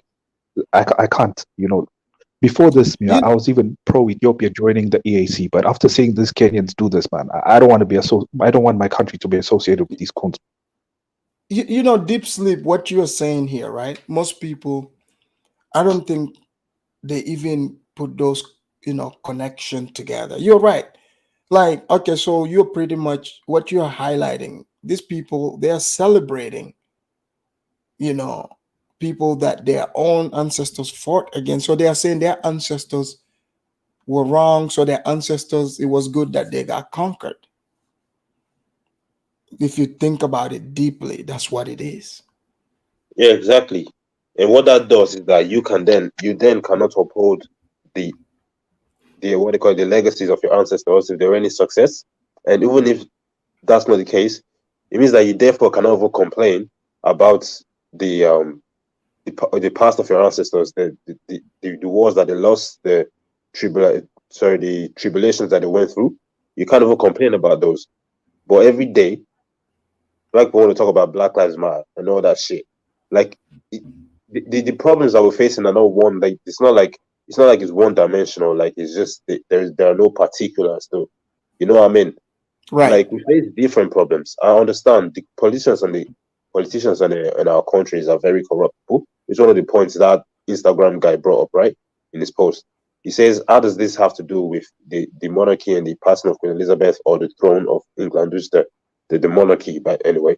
How does it have to do with the corruption, the vast corruption of African politicians? Bruv, our problems are not just one thing. It's not like you just solve corruption or you put the right people in place and then all the problems are finished. It's plenty. It's plenty of them. So it's one of them things as well. So, look, I was going to address someone in by the way, Africanus, there's a new excuse that the coons. Oh, sorry. Sorry. You were saying? I think. No, I just wanted to address someone in the comment section. I don't know if the troll want to be or any other nonsense. I can't. Ignore the comment section. I don't want to. I can't go back to the comment. But someone said something about me, an Irish Nigerian want to be something like that. Never fly Nigerian. And let me tell these people something. Yeah, my country has gone through way worse of spoils than Ireland has gone through from the colonization by the British. So trust me, I know more about the British colonization and its spoils than even Irish people can relate to. Let's make it clear. You know what I mean? That's the only reason I think that I could relate those cases. But with that said, it's crazy out here. Yeah, let's have deep sleep, and then we have Andre. Go ahead, deep sleep. Yeah, I just wanted to say, the new excuse of the Afro-coons I've been hearing recently for them so that they can praise the Queen. What did you call? The Afro-coons. I call them the Afro-coons. Okay, that's a new one. Okay. Go ahead. I need to come up with a name for them. Yeah, I've seen They've been saying, the Queen Elizabeth reigned over the decolonization period of Africa. Look, if you guys want to praise the decolonization, no, Africa was still colonized. Many territories were still colonized. I'm saying they say that it's during. They say it's during her reign that a lot of. Hey. Yeah, but World War II did more damage. No, I was going to say. Deep Sleep, let me achieved ask you. African decolonization more than anything, because it pretty much bankrupted the British colony. So, but you'll never hear these people saying they want to praise Hitler for decolonizing Africa. This is true. This is true. This is the dumbest shit on earth. They had to You're- decolonize. They had to your colonies. So You're right. like these people come up with excuses just to praise their colonizer. It's so like buck broken. It's unbelievable. This is wild. Let's have Andre. Andre, go ahead. Afridamos, do you know about the Somalian leader? Who? The new Somalian leader. Famaja? Yeah, no. Hassan. Hassan. Okay. Yeah, on Twitter, he's like praising her, and he's just doing the same thing as the Kenyan. And it's sad. This is we're divided because of the British and the and this Kenyan guy, Somali leader is celebrating on Twitter. Yeah. He's like she on her reign, she actually helped the world see, and like he's like he's doing bad thing because he's like praising her, and it just makes me mad. He's calling her a queen, and he got colonized by her, and we're divided because of her, like her family, and it's sad. Like this guy is praising her. what? I wasn't even thinking that the Somali leader, especially, will. No. Somali leaders, because I didn't even think. Efredamos, every account of like a Somali politician, they're like praising her. It makes no sense on Twitter. Wow, it's so sad. Well, I mean, do you why do you think they are doing this? Do you think they're just trying to be in good standing with the royal family, or they are just buck broken? I think it has to do looking good to the EU or like the West. I think they want something. Like I don't know why these leaders are praising this woman who colonized them. Like I don't get it. It makes no sense. Somalia doesn't even have even good relationship with the UK, and this statement he's making, and it's bad because they don't even have relationship, and he's praising her. I want to say something because I heard something on the news that, please Somalis, don't come for me. I just heard it on the news that they should really worry about the drought. I don't know, a drought or hunger that is going on right now in Somali, because you have white people over there trying to see how they can solve that. I think he needs to not worry about it right now. Mimi, can I just have a word? There's only something happening in I Somalia. heard it on the news. It's not a war, It's drought, not or some like kind of. I'm creating this. Mimi, can you hear me? Mimi, can you hear me, Mimi? Go Can you hear me? Yeah, the thing we are discussing now are the things that are causing, they are the real cause of these drafts and floods and all this stuff. So if we don't discuss these things, we're not going to get out of it. We have to discuss them because they are the root cause. That's why we are here. I think you have to understand. We just can't go to Somalia and fix this draft and then come back and do it again and again. And we have to discuss. No, I'm not talking about the Somalis. I'm talking about the leader in particular, not you guys, because I know it's not your fault for you guys to go through that. And I am not trying to bring Somali down because I understand where you guys came from with the war, and I have empathy for that. I'm talking about particularly the leader right now. I think that needs to be his focus.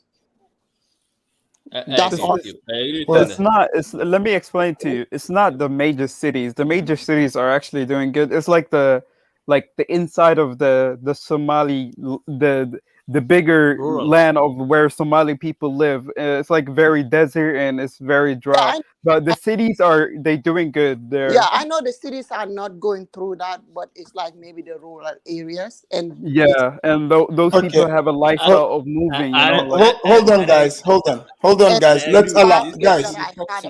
About that Guys, they need to do something about guys, it. But I'm hold like, on. the city are doing good. Why are they not concentrating on this? Hold on, guys. Let's allow the new speakers. BHC Africa, where are you calling from? We can hear you.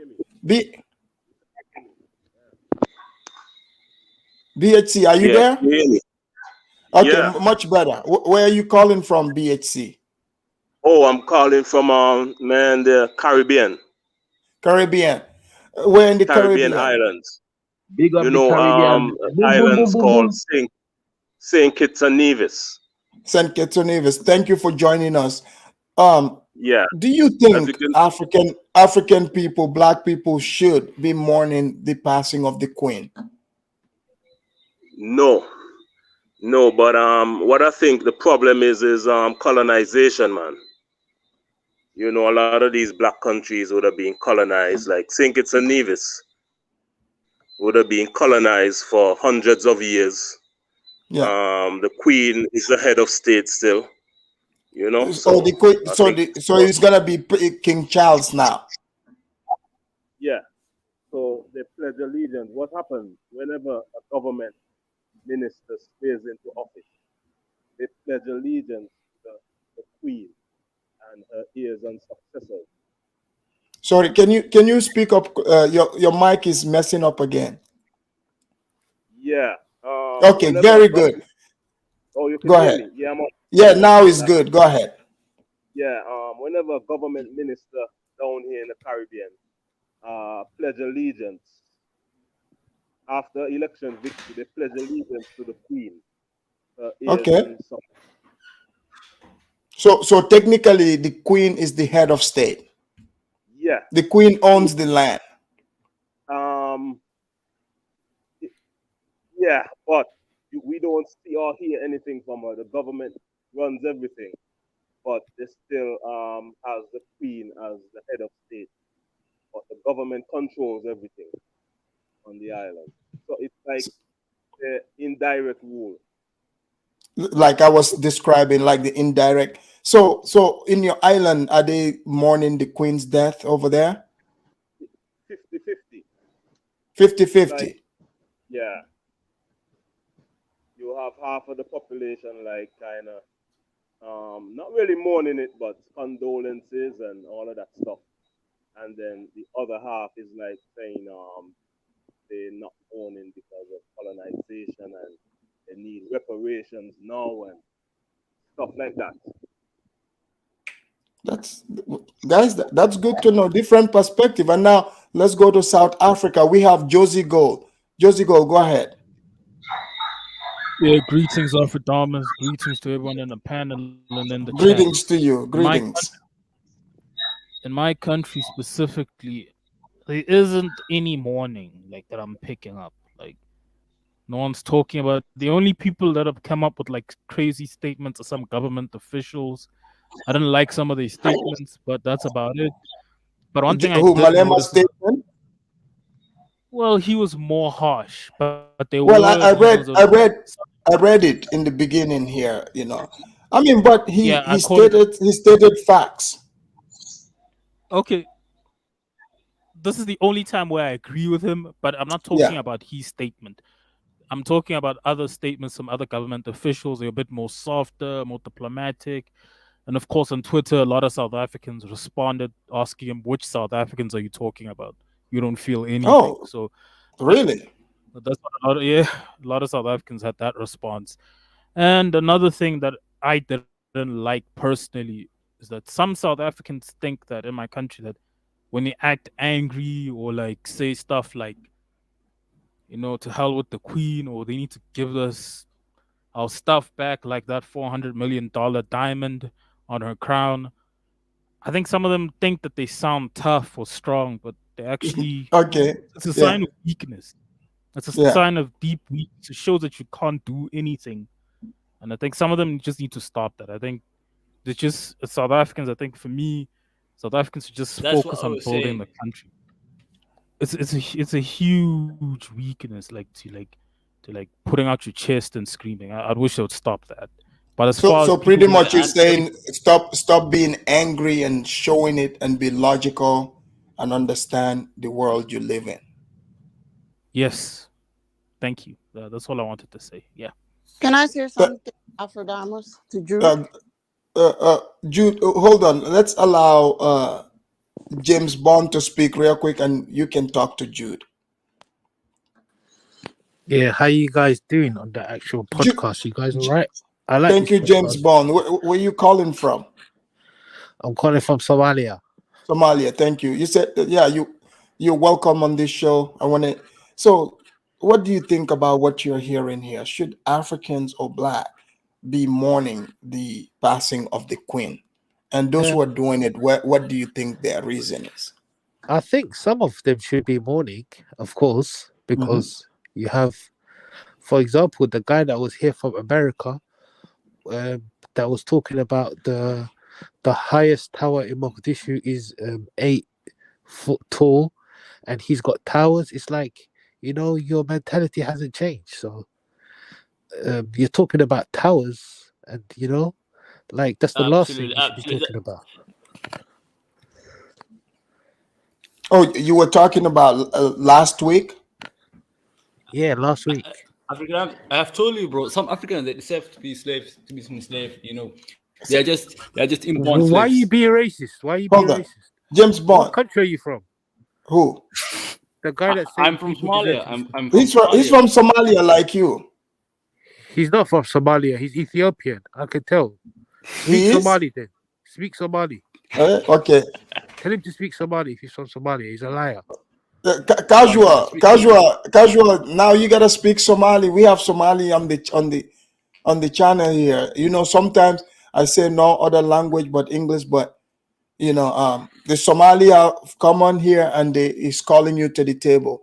So James Bond, you want to hit him with a couple of Somali words? Let's see how he responds. No, let's see if he can speak it. Tell him to speak. Yeah, go ahead, Casual. James Bond, you speak Somali, bro, and I respond. Speak Somali. You speak Somali. You're a liar. Why James Bond, stop. James Bond, stop doing this. Stop. Hold on, Andre. Just it's going well. James Bond is saying that Casual Kenyan is not a Somali. So no. I can tell he has an accent. I can tell. I can tell he's Somali. I think James. I mean, you need to stop. This is going not good. He's a liar. He's a liar. He doesn't speak Somali. He will speak but Somali to me, you liar. You are Ethiopian. James Bond, I can tell you, you're Amharic. You're Amharic, bro. You are not Somali. James Bond, stop telling lies. He's a liar. Stop, guys. Wait. No. Andre, hold on, Andre. Don't get into this. Somali.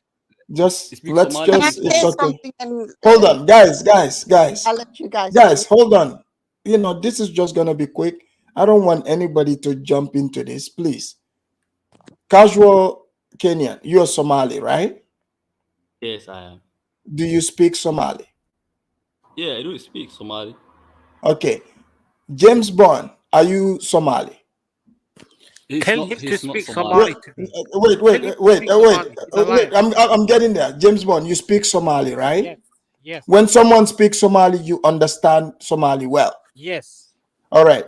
Casual Kenyan, let's clear this up. Speak Somali to James Bond, and we'll be done with this.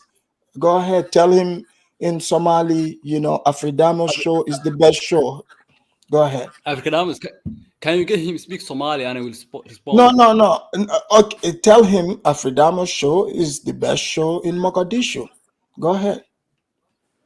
James Bond, صح والله حولاتي نف أهنيو. محنا فضلنا سنيو نف قال. I don't understand a word he's saying. He's speaking Amharic. He's Ethiopian. Andre. Yo. Okay. Africanamos, as I told you. No. Africanamos kick these people out. They're Ethiopians acting like Somalis and they're being racist and they're trying to blame us. Afridamus, can I talk? Afridamus, can I talk? James Bond is trolling. James Bond is trolling you. He's just not trolling. Somali, James Bond. No. You don't have to say that. Don't say that. Okay, guys, let's not derail. Let's focus on the topic. So Casual Kenyan, you spoke some words. Maybe the Somalis in the chat, your fellow Somalis can, confirm or deny. Yes, he is. That guy was trolling. That guy was being Qabil.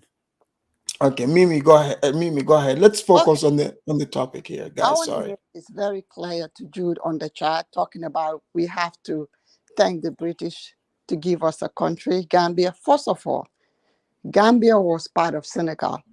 All they did is come No, and Mimi, Gambia was not part of Senegal. okay, whatever the thing is, it was like consider all the same people, the same country, or whatever people look at it. Some people say No, we it were. wasn't part It of was Senegal, different. Southern Senegal.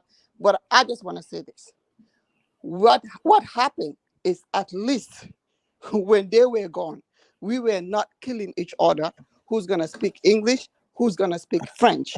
Unlike you people that are still doing that. That's the difference that we have with you guys, acting like animals. Because ain't nobody gonna be killing their own people on other people's language. And Mimi, lastly, who made you mad again, Mimi? No, because this guy be talking silly. Who? And they, Jude, and they are over there killing each other like animals. Ignore the What chat. country is The chat killing each will other drive you crazy. over a white man language still in the 20th century? Do you know how disturbing that is? And I want to make this clear. I wasn't disrespecting Somali. I was saying the leader needs to focus on what's going on right now. That's what I said. Rather than praising the queen, because somebody was like, oh, the Somali leader was praising the queen and all that. I said, there are things that are going on over there right Mimi, now that are just Mimi, so let me ask untrue. you, Mimi, do you think English Cameroon will be mourning the queen's death today? To be honest, I don't even care. I don't wake up and think about Okay, Mimi, that. let's allow Kunta Kinte. He's calling from Gambia. His reception is not as strong as ours. Let's let him speak. Kunta Kinte, thank you for calling in. Kunta Kinte, have you been listening?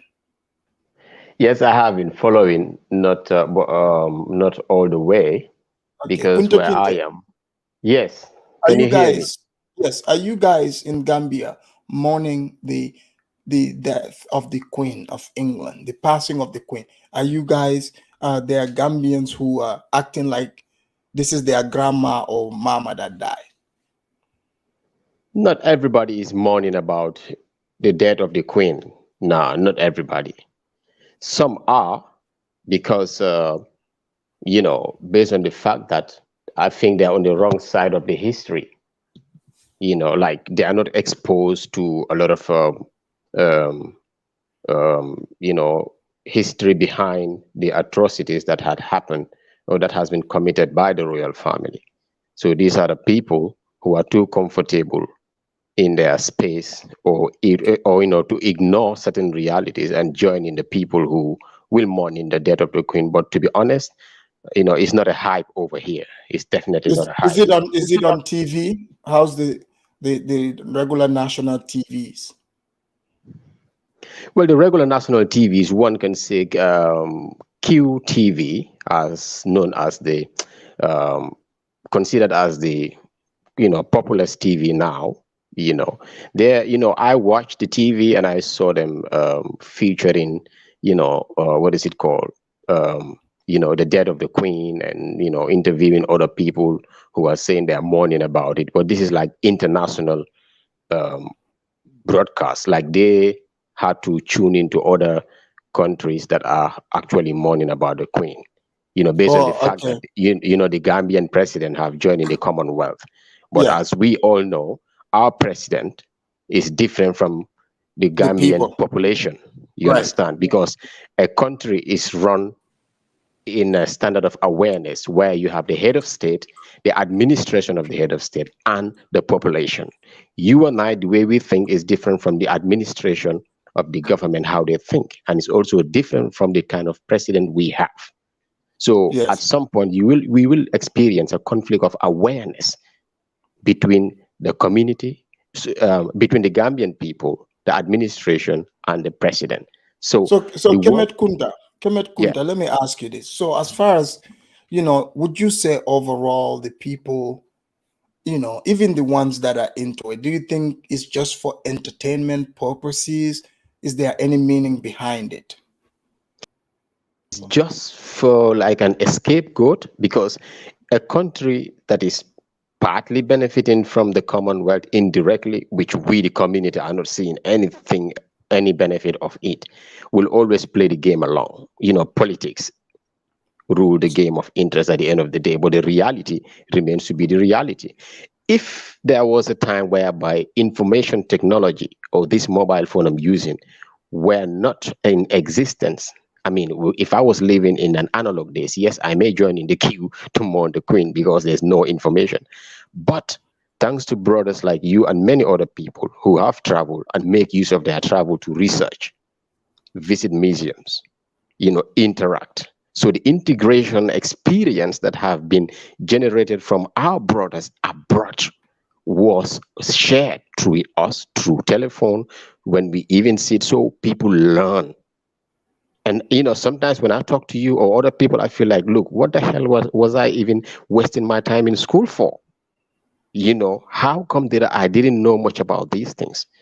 So that's the time I make it I make an endeavor to research by myself, and I came across some shocking things that I wasn't even, understand. But it doesn't make me to be so emotional. I'm human like any other person. Right. We have to face the fact to see now that is the problem. What is the solution now?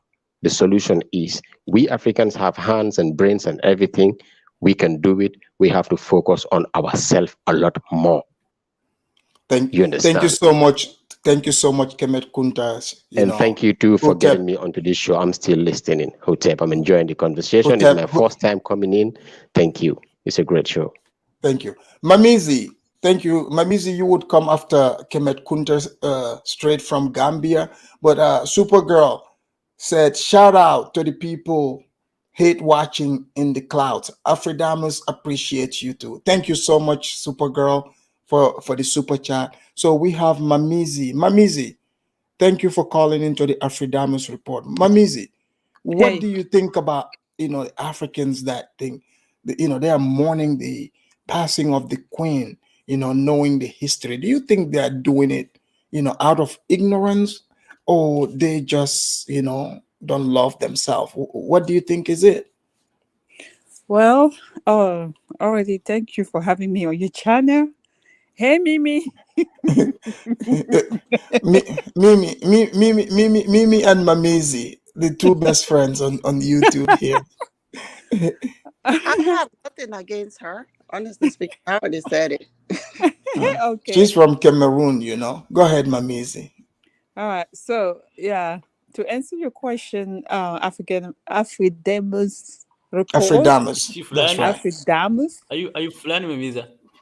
Oh, let her speak, please. Let her speak.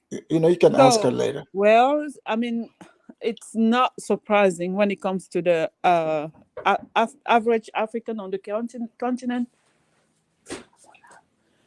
These people don't know better. I mean, they've been brainwashed through the education system. They don't know what they're doing. I mean, if you live in Africa and going through everything,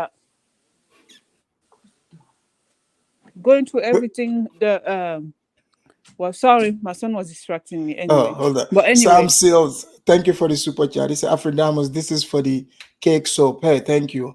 Thank you for that.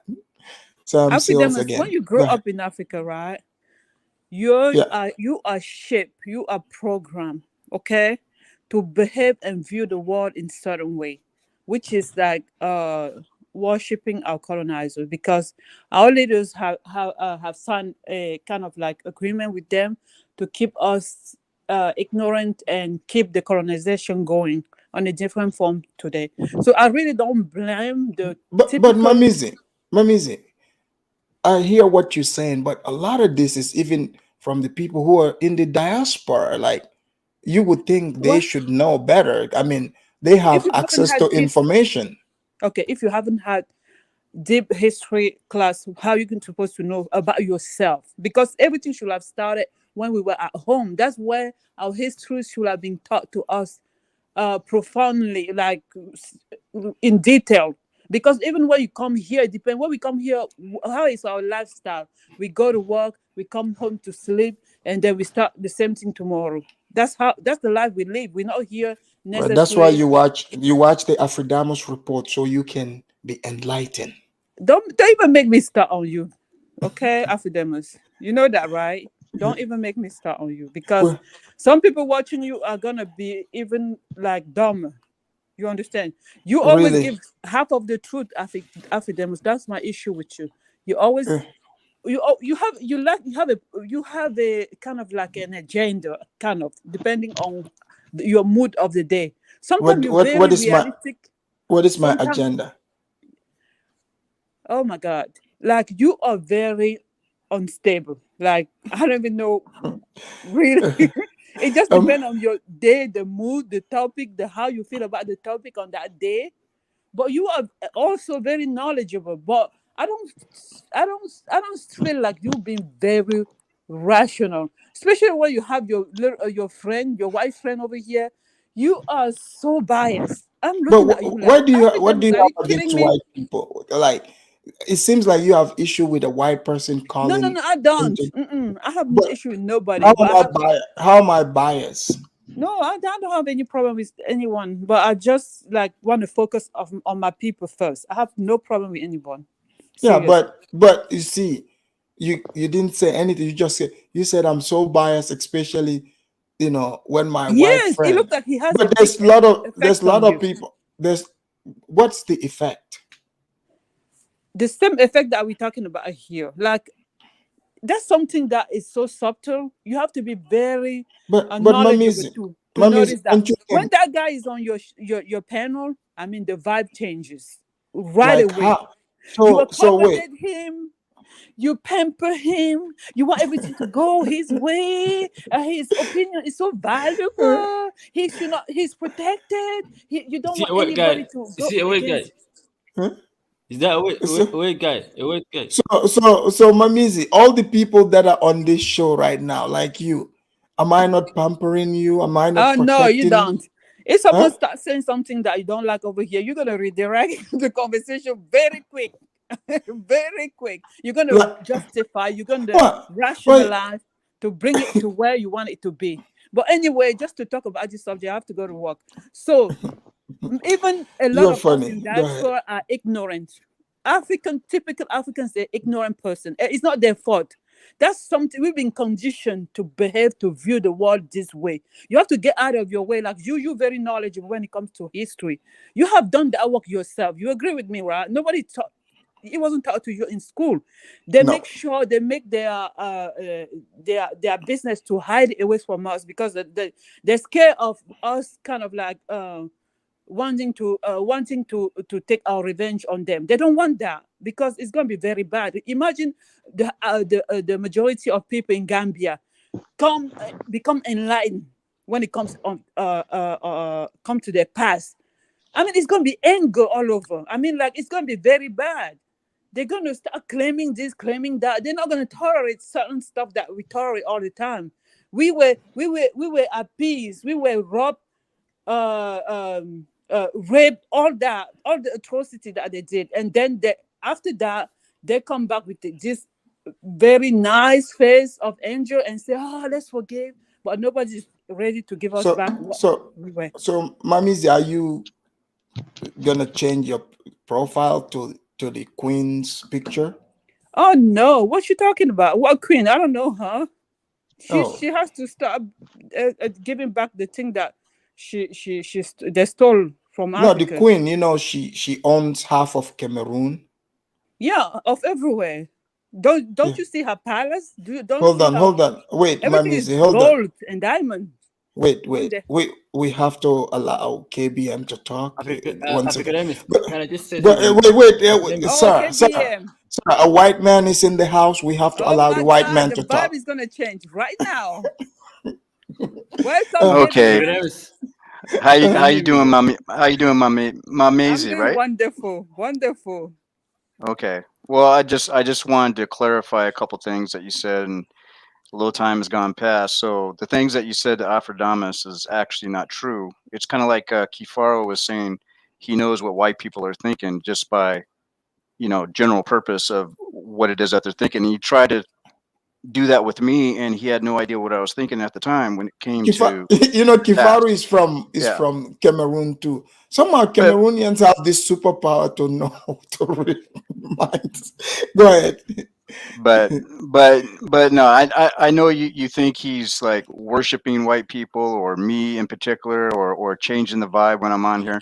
But I could tell you right now, that's not the case at all. I'm nobody special. I'm KBM, and that's it. That's what you think.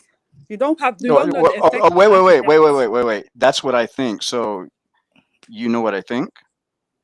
I see what happens when you get on the Do you remember, bro? I can see it. I have watched you guys several times. But okay, you watched us, but do you really know what's going on? Mamizi, can you hear me, Mamizi? I can hear you very well. Go ahead.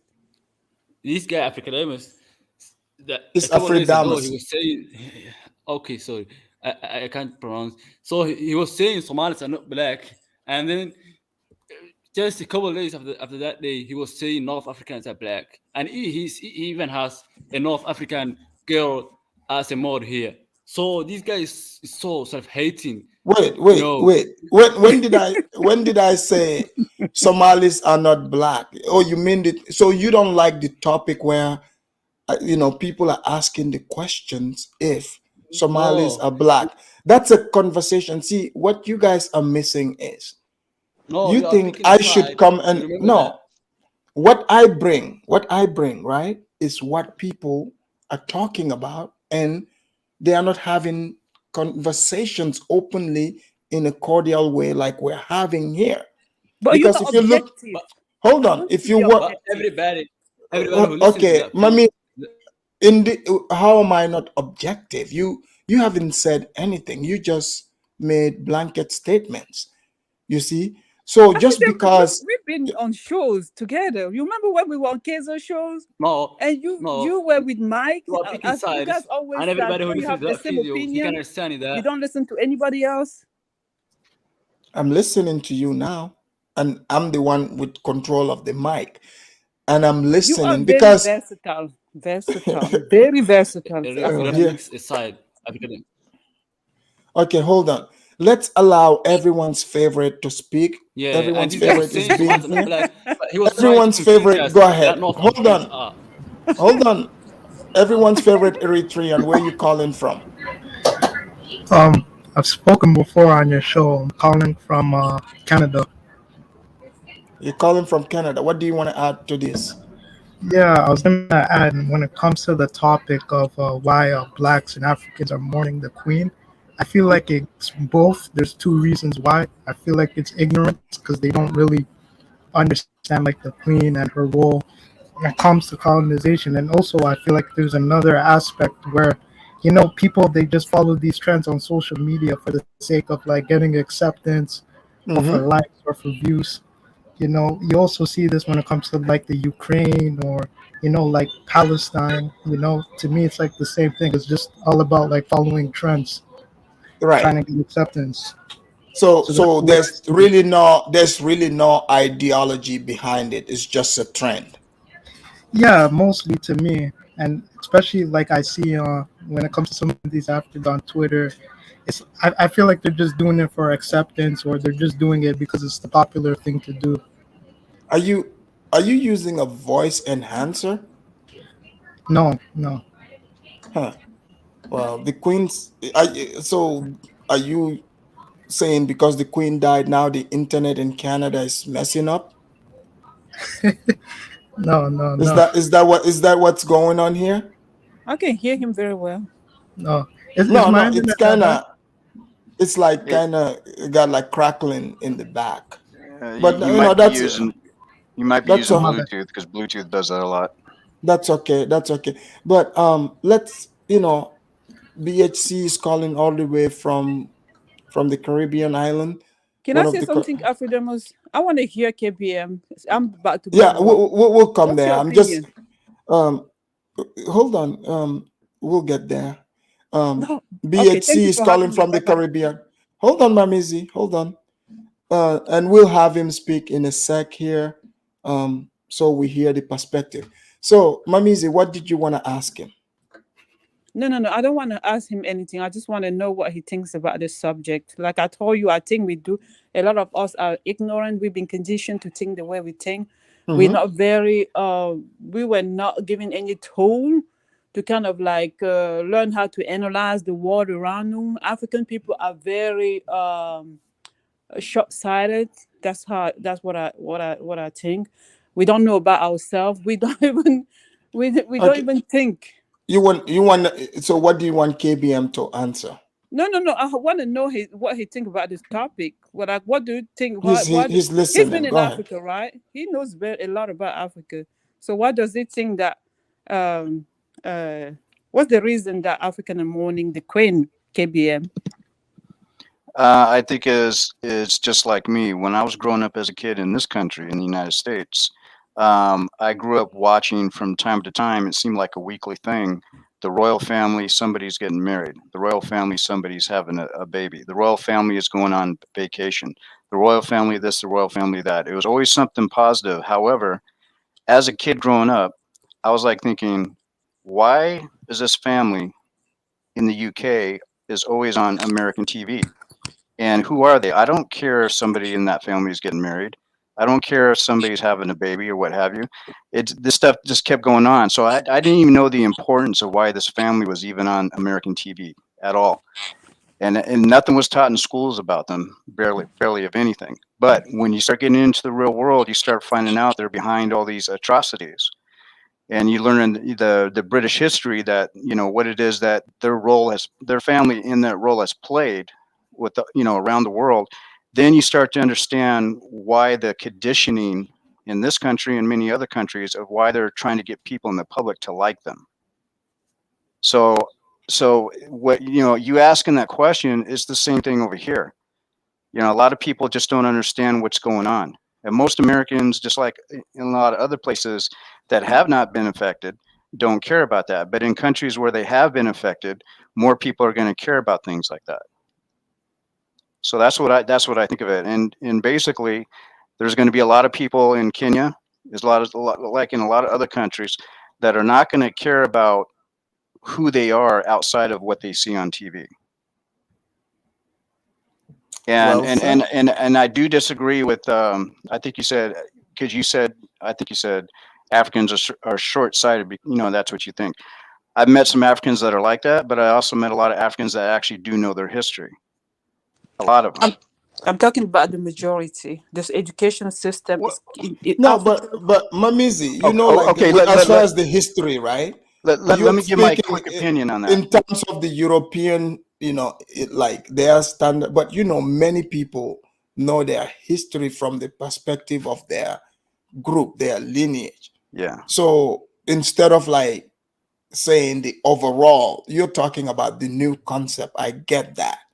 I'm not talking about the new concept. But many people I know, they know their history. Maybe now you're seeing more and more, the more people are acting, saying they are educated, more and more are distancing themselves from that history.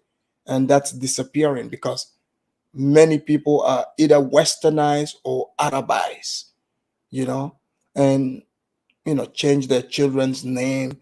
They don't talk about the past, try to make them proud of who they are. So people like that would definitely perish. I mean, over time. But there's a lot, on the ground, especially villagers. They know who they are.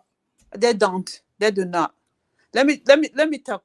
I'm about to go to work. It's already 6 o'clock. I start at 6:30. So Africans, when you guys are very superficial when it comes to our issue, it really baffles me. I don't know where we're gonna go with that. I'm listening to tell us.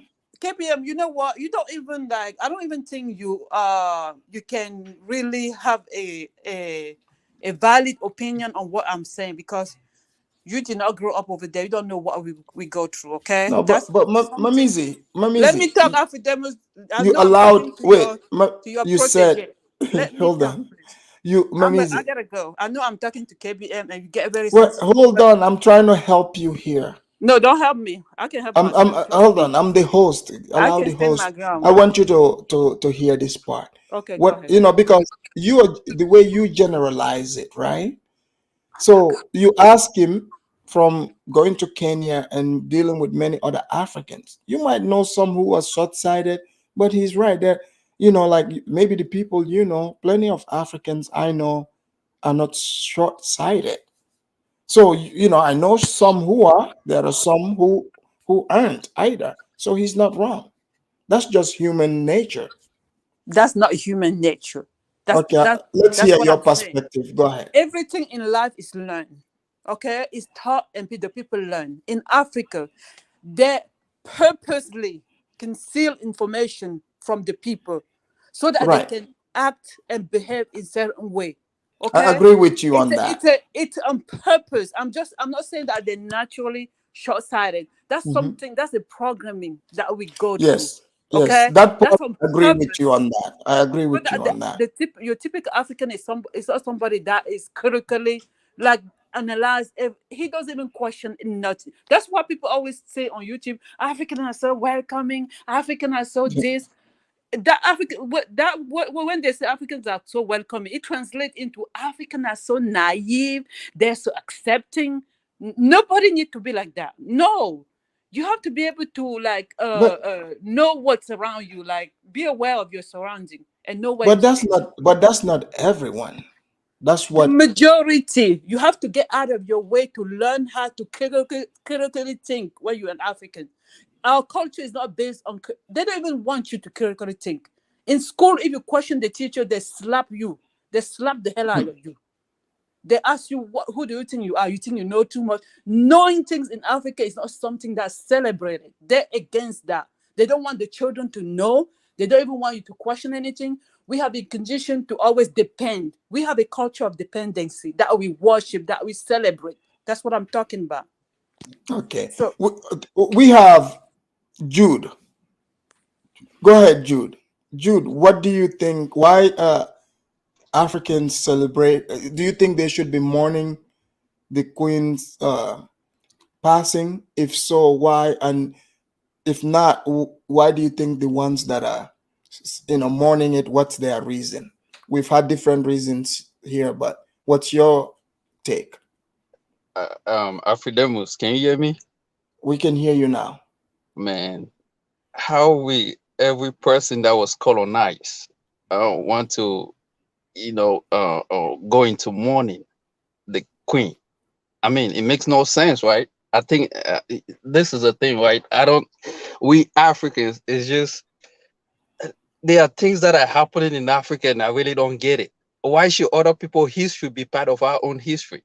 Why should we even get involved in the first place? What is really going on with, like, I don't want to say English Africans, but it's crazy, man. Like, what is really happening? Like, we were free from did we say we're colonized, or we have independence, but it feels like we are still mentally colonized by these people, right? Because everything that happens over there, we want to talk about it. Does it concern us anyway? Oh man. Oh man. No, brother, it don't concern us at all. Why can it concern us, bro? So hold on. Can I finish talking, man? I just got here. I'm still talking. Is this Black Sid leader? Can I finish talking, man? Like, okay. I'm very sorry. Yeah. Please allow Jude to finish talking. Don't cut him off. Right, man. I'm glad you gave me the room, man, because last time when I came and we had I thought you weren't gonna let me into the panel, but it seems like you're a nice guy. No, I mean, we can agree to disagree as long as you keep it, respectful and stand your ground. You're free to express your perspective here. Exactly. I'm a proud Cameroonian. I want to say that I want to eat. I want people to know, right? And I'm African as well, and Pan-African. But it just feels like most Africans really don't know what time it is, right? We are mentally into Europeans, and we want to be like them. We want to talk about their issues. Why we a country like, it's not even only Kenya that is mourning the Queen. 4 days mourning, it makes no sense, right? Well, apparently Somalia is doing it too. And that's what I'm saying. And you say they are leader.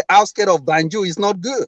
Like Somalia, like Nigeria, like South Africa, like every other country in Africa. So don't come here and say, oh, Somalia should take care of their out suburbs. But your own country is totally a mess. And then when people start talking about your own country, you want to come up and say, oh, they are not killing people. But your former president did. People were running from one place to another. things Did that I are deny happening today. anything about our former Can president? I finish talk? Almost things that are happening in Cameroon right now. I'm not proud of it, and I'm a Cameroonian. But But we most get rid countries, of the can I president. finish You still talk, man? didn't get rid of Paul Biya. Can I finish Mimi, talk? let him finish in a Things that sec. are happening in Cameroon right now, I'm not proud of it. And countries in Africa have gone through the same history. Cameroon has never gotten a coup d'etat ever since independence, but Gambians have gotten coup d'etat. Ghana have gotten coup d'etat. Nigerians have gotten coup d'etat. Most coup d'etat countries in Africa are not even French speaking. They are mostly English countries. So people should know that. So nowadays, when people are saying, "Oh, this country is going through this, my country is not going," as if your country is better. But people are so poor in such a way that nobody is talking about it. We should learn to respect other Africans no matter where they come from, be it Somalia, be it Eritrea, be it from Lesotho, and be it from South Africans. It's a matter of respect. We feel like we are better off because we speak English, or we're colonized by the English by British. I'm And we glad under you new said that countries that because speak you've a been doing different this colonial language. respectful since last week. And I'm this is glad you're saying it. Hold on, guys. Let me thank the super chatters, guys. Anybody. I Mimi, don't do that. hold on. That's part of the show. Let me thank the super chatter. G Black Plow G Black. Thank you for the $20 super chat. Brumsy Diallo, thank you for the $10 super chat. All right, so guys, Jude, you dropped it. Now let's allow the other people that joined let us. me conclude, man. All Hold these on, people Can I come in? Jude, I hold just on, got Jude. 2 lines to cut it off. Thank you so much, but I want to thank people. Can I come in? Jude, hold on. Jude, allow Black Seed Leader to go. And after Black Seed Leader, we have St. James, we have Akan Fire also here. Okay, thank you so much. So we have several of them to talk. Yeah, No maybe problem. if they have question for you, and we have James Bond in the back as well. We have several people back here. No So, problem, man. Appreciate it. Yeah, no problem. Go ahead, Black Seed Leader, go ahead. You're calling from the UK. Thank you, my African brother. Thank you, my African brother. And I really be very happy to be alive at this time of the year. Can you turn your music off? Okay, go ahead. Go ahead. It's much better now. Sorry, brother. Sorry. Yeah, sorry. So Yeah, my go point was, I'm very happy, to be amongst, generations that all you guys are living in today. Please. Brother, they're Mazungu, man. Mazinga. You don't want to mute your mic. Sorry, I can't have that music in my stream. Go ahead, Akan Fire. Yeah. Good afternoon. Welcome to the show, Akan Fire. Thank you. Good afternoon, everyone. Good afternoon. Yeah, first I want to say the KBM, there's a lot of people who wants to come on the stream. And Sorry, since brother, this the is music is African, down. Can I just finish the thing before I get and interrupted again by music? Can I just please just finish? Okay. Wait. Did you figure out your music stuff? Yes, I have figured out the music. Okay, Black Seed. Hold on, Black Seed. You were not ready. You missed that spot. Allow Akan Fire to finish his thought, okay? Allow him to finish his thought. Go ahead. Black Seed, hold on, Black Seed. So I want to say to KBM, a lot of people want to get on the stream, and since this is African business, you can just jump off. You feel me? I'm not African, bro. What are you talking about? I'm not African business. You think I'm different from you, bro? Hold on, Black Seed. It was not you. No, You hold feel on, me? bro. You need to be careful with what you're saying. You're acting like I'm different. Like with the brother second earlier. Because I'm Somali and you think I'm different. No, we all the same, bro. We all have the same problem. I'm going to move back again. Black Seed. Turn off your music that you can hear properly. You obviously not hearing good. So my people, respect and love to all of you black people out there. You feel me? I wish the queen burn in hell. Personally, that's my personal thought. This is not a thought of Afrodamus. You feel me? For copyright reasons. You feel me? Right. So I want to say this. I love my people. I love how my African people is growing mentally strong. You feel me? I'm with you all. You feel me? I'm going down with the African ship. Whatever Africa do, I might not be with it, but I'm on the ship. You feel me? Right. So that's one of the main things I got to say. You feel me? Because I do not care about no other race except the black race. You feel me? I have nothing to say to the other race. I only speak when I say speak, like converse, socialize, and all that with black people. You feel me? They lost their chance to be our friends. You feel me? They have So lost so their so so chance. so I'm guessing you don't support the Queen. Hell no. Oh. And that witch should have died 60 years ago. So what You do you feel say me? to because you heard here some of the African leaders, because you're on the ship, but they are with the Queen. Yes, Like, I understand we have bootlickers. yeah. You feel me? But sometimes they can utterly display certain things. You feel me? Yeah. Like buck the system type of thing. Sometimes a lot of our leaders kind of be taking their hands out the lion's mouth slowly. You understand? You So mean we kind of they are like playing politics? something like that. They Okay. have to. You feel me? They have to. But it's our people. The fact remains, it's our people. Listen, Africa should want the good and the bad of Africa. You feel me? None of us is what you'd call it, useless to Africa. None of us is useless to Africa. You feel me? So So to me, so so to like, what do me, you think about the Queen still being the head of state of like some of these countries like Jamaica? yeah, And yeah. you've heard like BHC Africa, he's still here. BHC, what country are you from again? BHC, can you hear me? Brother, please, brother, by any chance, I waited patiently, brother. I know I messed up earlier. I just Yeah, want to no, follow no, the algorithm, and the conversation, and yeah, maybe give my hold on, point. If you give me 2 seconds, I'll hold be on, hold ready. on, I appreciate hold it. on. Yeah, just make sure your music is clean. Okay, so 100%. we 100%. we heard a can fire. He gave his perspective, and he gave his prayers to the Queen, and you all heard it. So I told you guys, hold on. different perspective, Yes, different perspectives. one last thing. Isn't that brother? Long Hold live, on. Isn't that hold traitorous? on. Traitorous One stuff. last thing. One last thing. Long Go live ahead. Africa.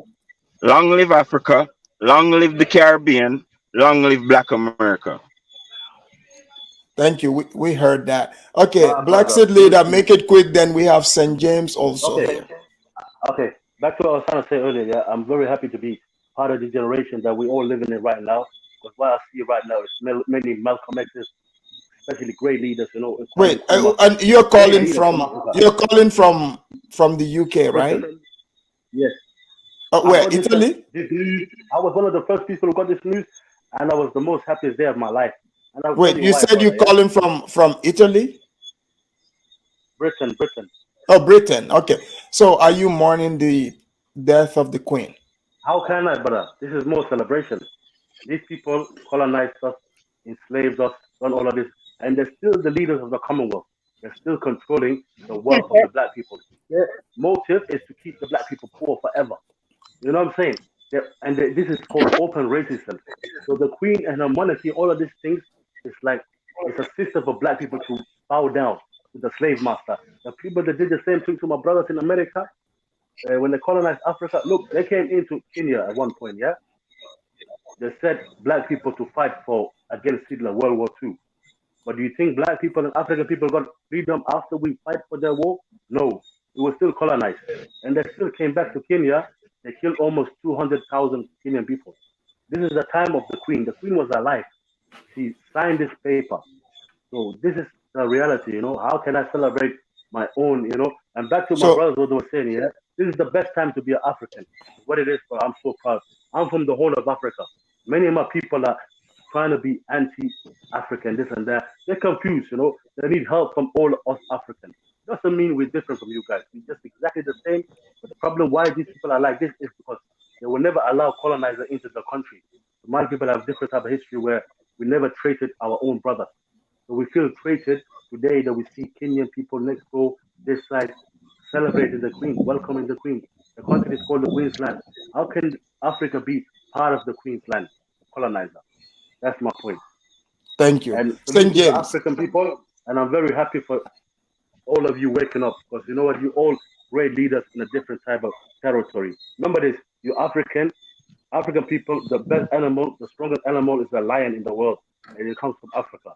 Every human being, your great grandfathers used to have maybe pets like lions. That's why people fear us. You know, we are like lions of the modern day today. Respect for this time we're living in. Welcome the black brothers from America. Welcome the black brothers from Jamaica, Africa, any country, anywhere there's black people, we're all the same. Anybody, you know, when today there was a BLM, one thing I want to say, there was a BLM protest, you know, in UK while they were mourning the Queen's death. All the white people was angry. What were they protesting? Because they shot a black man, you know, the police shot a black man too. You see this racism, police, UK police, they shot a black man, and then black people were clever. They said, let's celebrate this day on the day of the mourning. Today, big protest. If you go on YouTube, you will see it, you know. Okay, we'll check it out. Thank you for bringing that perspective. Let's allow St. James. St. James, St. James, go ahead. Word, brother? You're lions, and you're supposed to raise up. Lion and lioness, this is your time of taking your power. Remember this, you had great history before. We only had short time with colonization and this slavery. 500 years. We've been great for hundreds of thousand years, almost millions of years. So people know this. That's why they steal our history and put in the museum all over Europe. Because we have the best history in the world. Thank you, African people. Thank you very much. Thank you. Thank you. Go ahead, St. James. Hi, thank you for having me, man. I didn't mean to come. Thank you for coming. I didn't mean to come because I got me some jollof rice or some goat meat, man. So I'm loaded. So you are on point right now. I was on point. I'm loaded, but I'm gonna try to make this quick and fast. And I want you to listen to me, right? Oh, I'm listening. So when that situation happened with the Queen, right? You know, the first thing I did. What? I was checking on Ghana, trying to see what Ghana was going to do, and Ghana did what they were supposed to do, right? What was Ghana doing? They will be mourning. The flags is gonna go down, and you see what I'm saying, right? Because this is the last stronghold of Pan Africanism, right? This is the way they portray themselves. Wait, Ghana? Ghana is Ghana the stronghold of Pan Africanism? Well, that's how they portray themselves to be. That's how they portray themselves. Akufo-Addo is portraying Ghana as a Pan Africanist state. So so when that happened, I was like, let me check Ghana and see if Ghana's going to do the right thing. So there you have it. This is our Pan-African. This is they do Pan-Africanism in those countries, right? So you and I have been talking about it. In order for you to even step outside of your situation, you have to deal with your own self. And if you can't do that, you can't sit here and talk about Pan-Africanism. The Queen did what she has to do. That's why I say the Queen went all the way out like a gangster. Whether you like it or not, she did what she has to do. What happened to these African countries? Wait. Say that again. So you said you're saying went all the way out like a gangster. So the Queen did what she needed to do. What she has to do. Okay, that's a different perspective. It is a different perspective. Go ahead, St. James. She did what she has to do. If somebody is doing what they're supposed to do, what is happening to you is to do what you have to do. You don't have to to wait and see what the queen's gonna do when she passes away. Are you gonna be frustrated or not frustrated? No one care. At the end of the day, no one cared. The queen didn't look at it like that. The kingdom didn't look at it like that. You know what I'm saying? They still got what they got. So it's up to the Africans to go ahead and do what they have to do. But today, right, you still see Ghana mourning the queen. So, and the same country will come and talk to you about Pan-Africanism. That's why I said I don't buy it, I don't care for it. So until Africans themselves speak the way they want to speak about those things, I don't pay attention to it. Okay, the second point I have, right?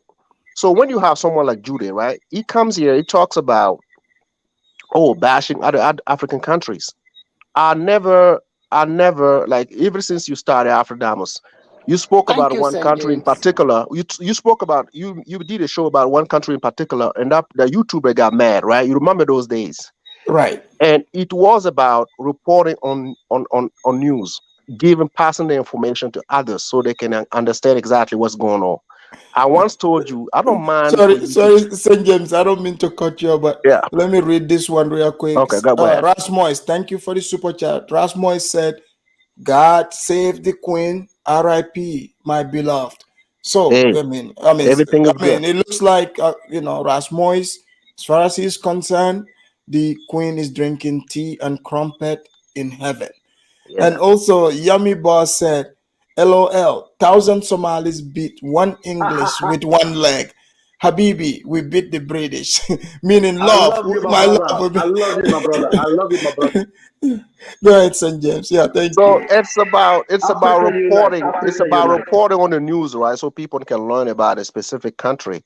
Right. And I once told you, I don't care about you speaking about a country, right? Be factual and help the people understand.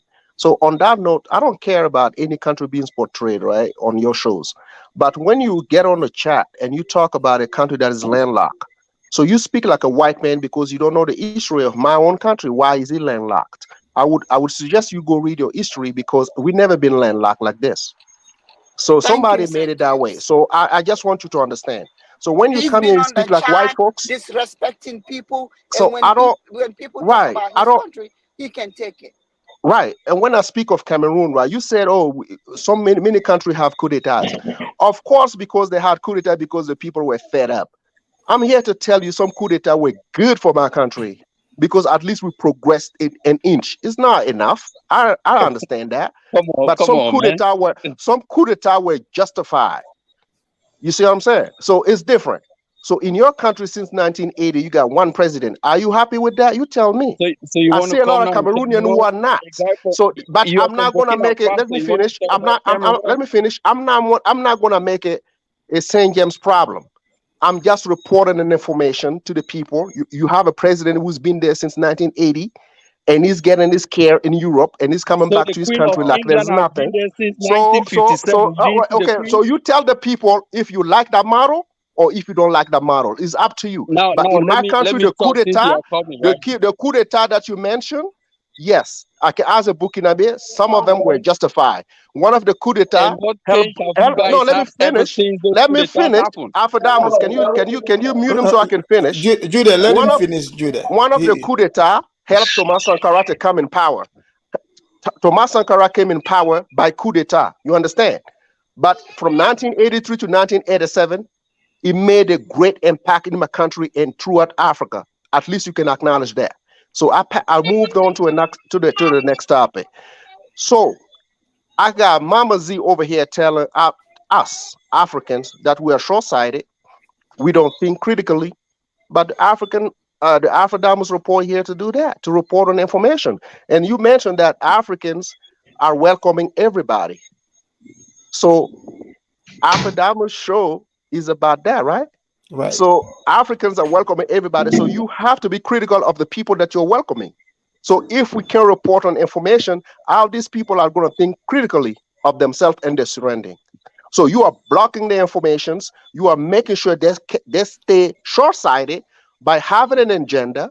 You come on YouTube here, you tell Africans, yeah, think this way, but not that way. I'm trying to go that way because that's the way you don't like. That's the way that's going to hurt Africans so they can wake up. So once you don't do that, we will get on board, on the same board. If you want to have an agenda and try to shame other YouTubers not to report on all the news, all the informations, whether it's black, whether it's white, whether it's blue, whether it's yellow.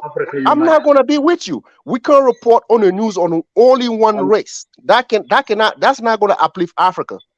We have to report it on everybody. I'm not shaming. So for Jude, I mean, I'm not point. trying to have a debate with you because you like to debate. I don't debate. I give information. If everything I said is not factual, you can point out that I'm lying, and we can have that conversation. I don't debate. Because your country has not changed ever since independence. Your country has not changed. You know, nothing have. You know, sense. Changing the name of the colonial Upper Volta changed to. It changed. It did change in terms of economic superiority. That's what I'm saying. No, economic what? Economic superiority. We don't need to be superior to anybody. We don't need to be superior to anybody. That's not what we're looking for. So that's not the topic of the day. So you see, we listen. The name of my country changed from Upper Volta to Burkina Faso. So we are proud of who we are. So that means a lot to us. All the tribal war, all the tribal situation that you guys, some countries in Africa have, in Burkina Faso, we don't have them. That's a plus for us. You understand? So these are two things I'm telling you. If you want, I can add and add, but it's not about my country. So I suggest again, you go and learn about Burkina Faso and talk. You see what I'm saying? Hey, bro. So let me say something. So, I tell you something. And let me add something. Let me add something to you. Let me add something. Afadamus, if you allow me. If you allow me. Yes. Do they speak French? Watch the last speech that Thomas Sankara had at the African Union or whatever. I don't before speak he died. French. Watch that. Okay, so that's why you don't understand what my country. You don't understand. I don't speak so French. when he went to speak to your head of state, when he went to speak to your head of state, because you have the greatest. So I'm just telling you, you don't. If you don't understand my country, you can ask me. Look. Let me say something, right? Your greatest person that you call Sankara was a military person in Cameroon. He came to Cameroon to school. Go check that out. Because Burkina Faso didn't have no military school. He came for a training. He went to a training. He didn't go to school. It's a training. All right. How long was he in Cameroon? He was in Cameroon for almost a year and two. So what? So the military personnel, they get to pick countries. Sankara picked Africa. He picked Africa to get his training, and that's part of his training he got. Some of his training he got in Madagascar. No. He came to Cameroon. Speak of it. Okay, and then what? He never referred to your country as anything. He never referred to your country as anything. Let me finish my point. Okay, all right, so guys. The same Cameroon that you are talking about is the same Cameroonian that gave lectures to Thomas Sankara. And you want to compare Burkina Faso to a Cameroon? Come on, man. Even in Africa, nobody talks about Burkina Faso. No. What lecture? Who gave him the lecture? Who gave him the lecture? Did you watch No. Who gave him the lecture? Who gave him the lecture? Cameroon gave him the lecture. Never referred to Cameroon as anything. So if you have a reference, you give me, or you give me a link.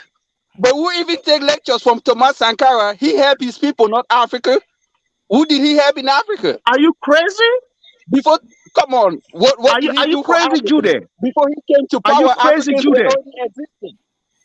So he helped his own country. He didn't advocate for anybody in Africa.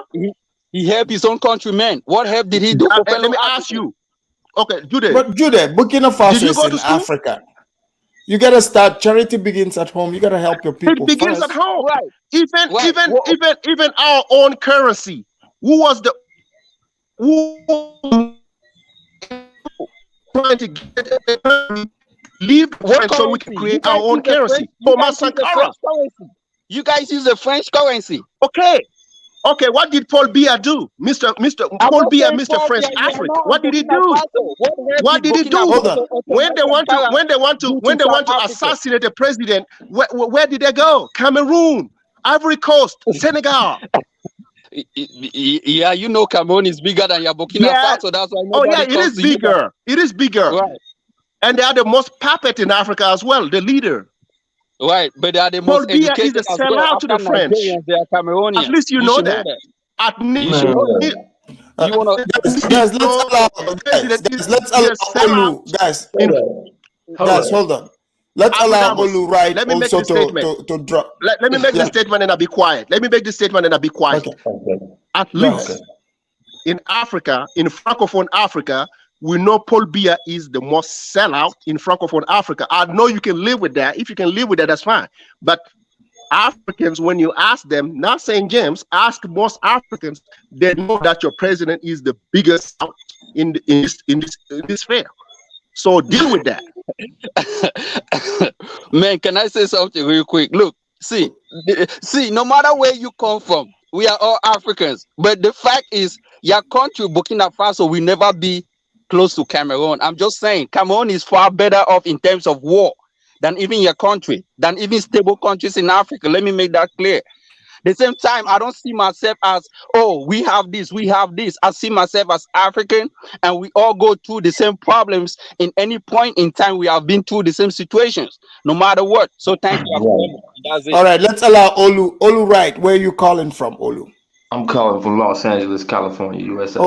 Olu, thank you for joining us. Olu, with the topic, I know it veered off a little bit. People got to settle some things they talked about earlier. But as far as like the topic goes, are you surprised, or do you think African or Black people, mourning over the death of the Queen as if their mom or somebody close to them died, when in reality, she came from long line of people who colonize, enslave, and oppress African people and other people around the world to amass their wealth? What do you want to say to that? Well, I think that see, African people, we have to take it seriously. We get into, I was trying to keep up with the conversation, but I was getting educated at the same time, and I'm kind of like, but it was a cloud to me. But what I wanted to focus on is that African people have been bombarded and under siege for so long, and we should take this very seriously and really stay and look at it, because we have a lot of similar things, in the diaspora and Africans on the land, on the motherland.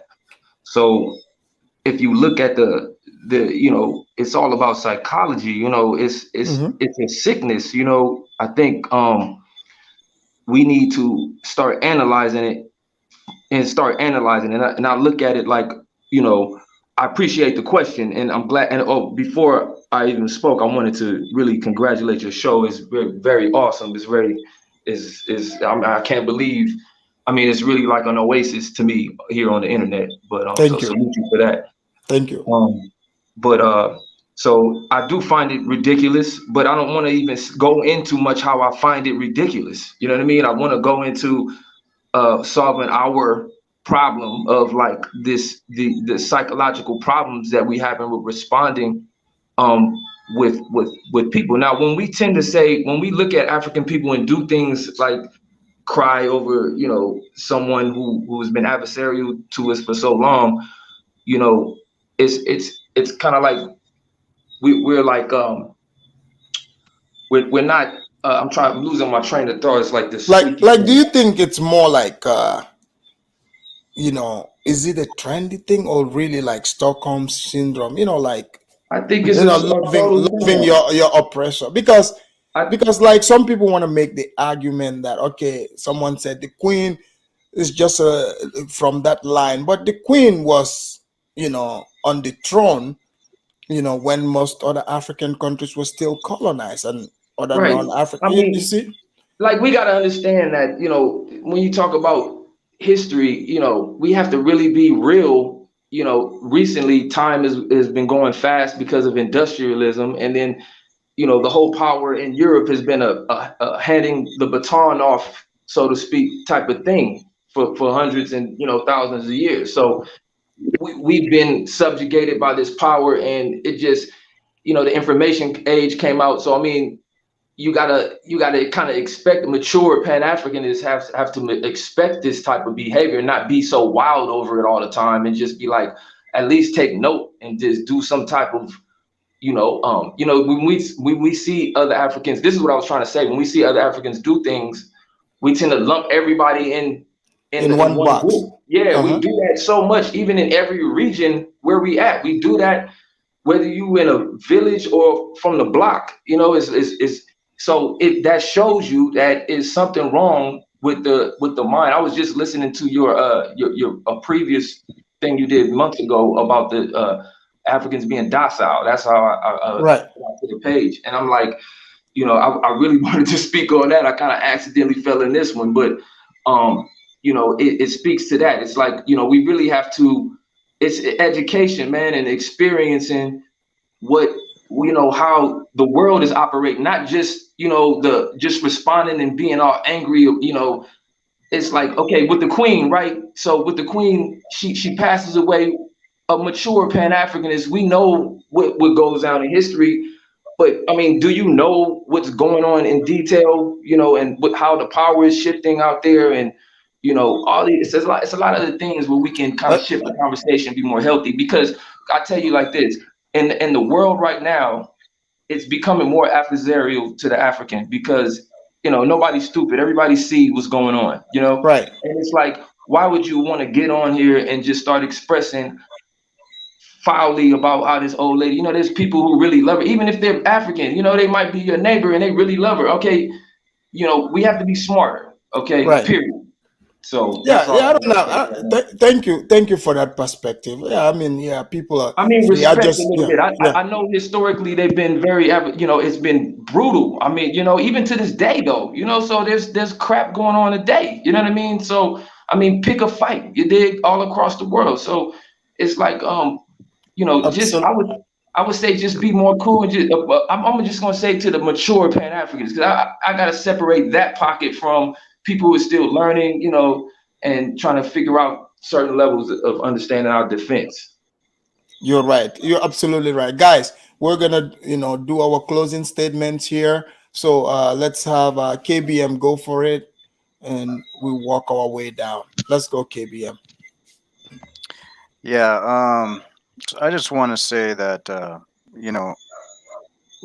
don't try to sow racism going into Africa, whoever's doing that, because it ain't going to work. First of all, because that's not an African issue. That's an American issue. That's a European issue. It's an African issue. And as far as Icon Fire is concerned, when you said African business, this is African business. Well, I'm a part of that African business.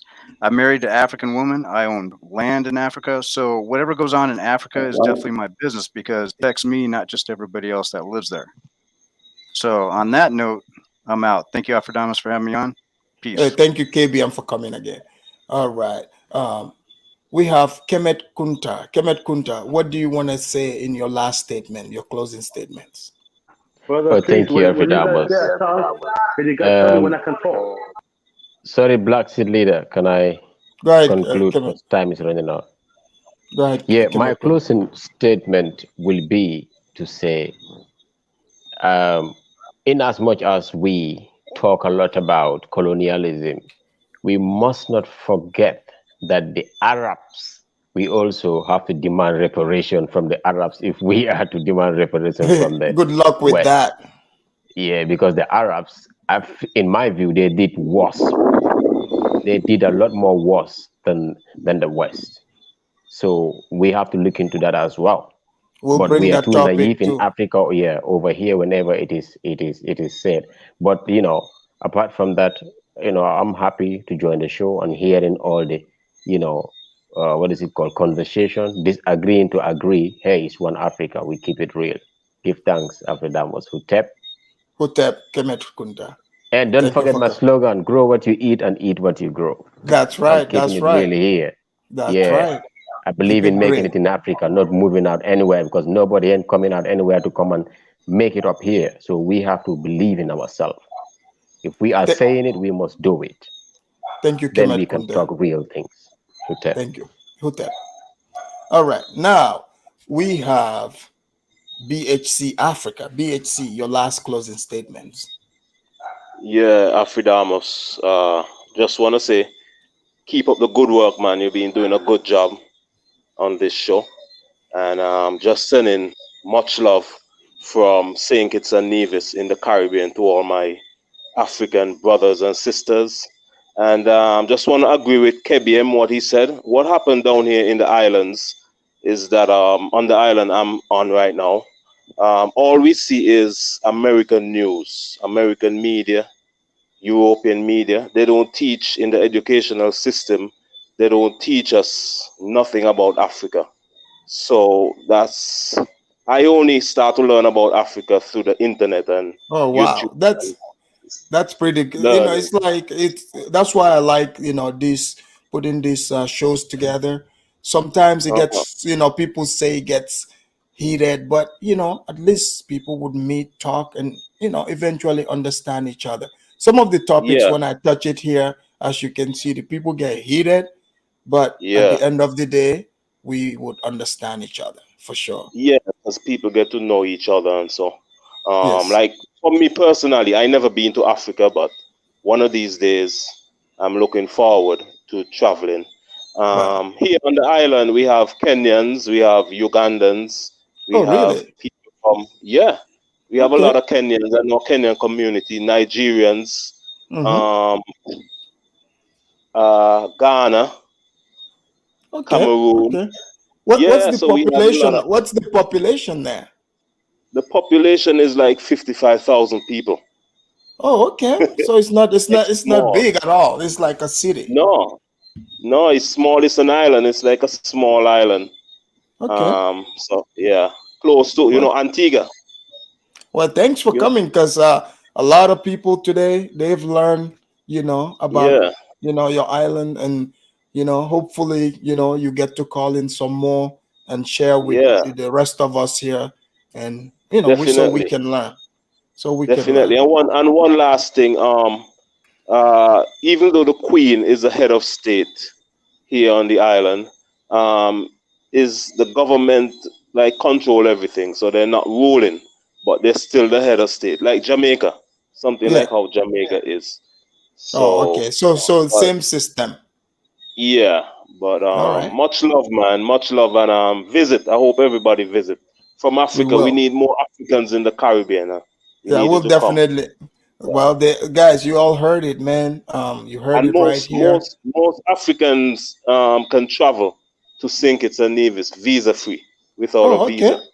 Okay. Yeah, we don't need a visa because it's Oh, 98%. The population is 98% black oh, it's Africans. okay. African. Okay.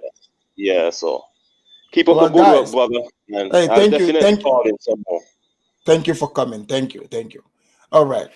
We have Oluwright. Oluwright, your last closing statement.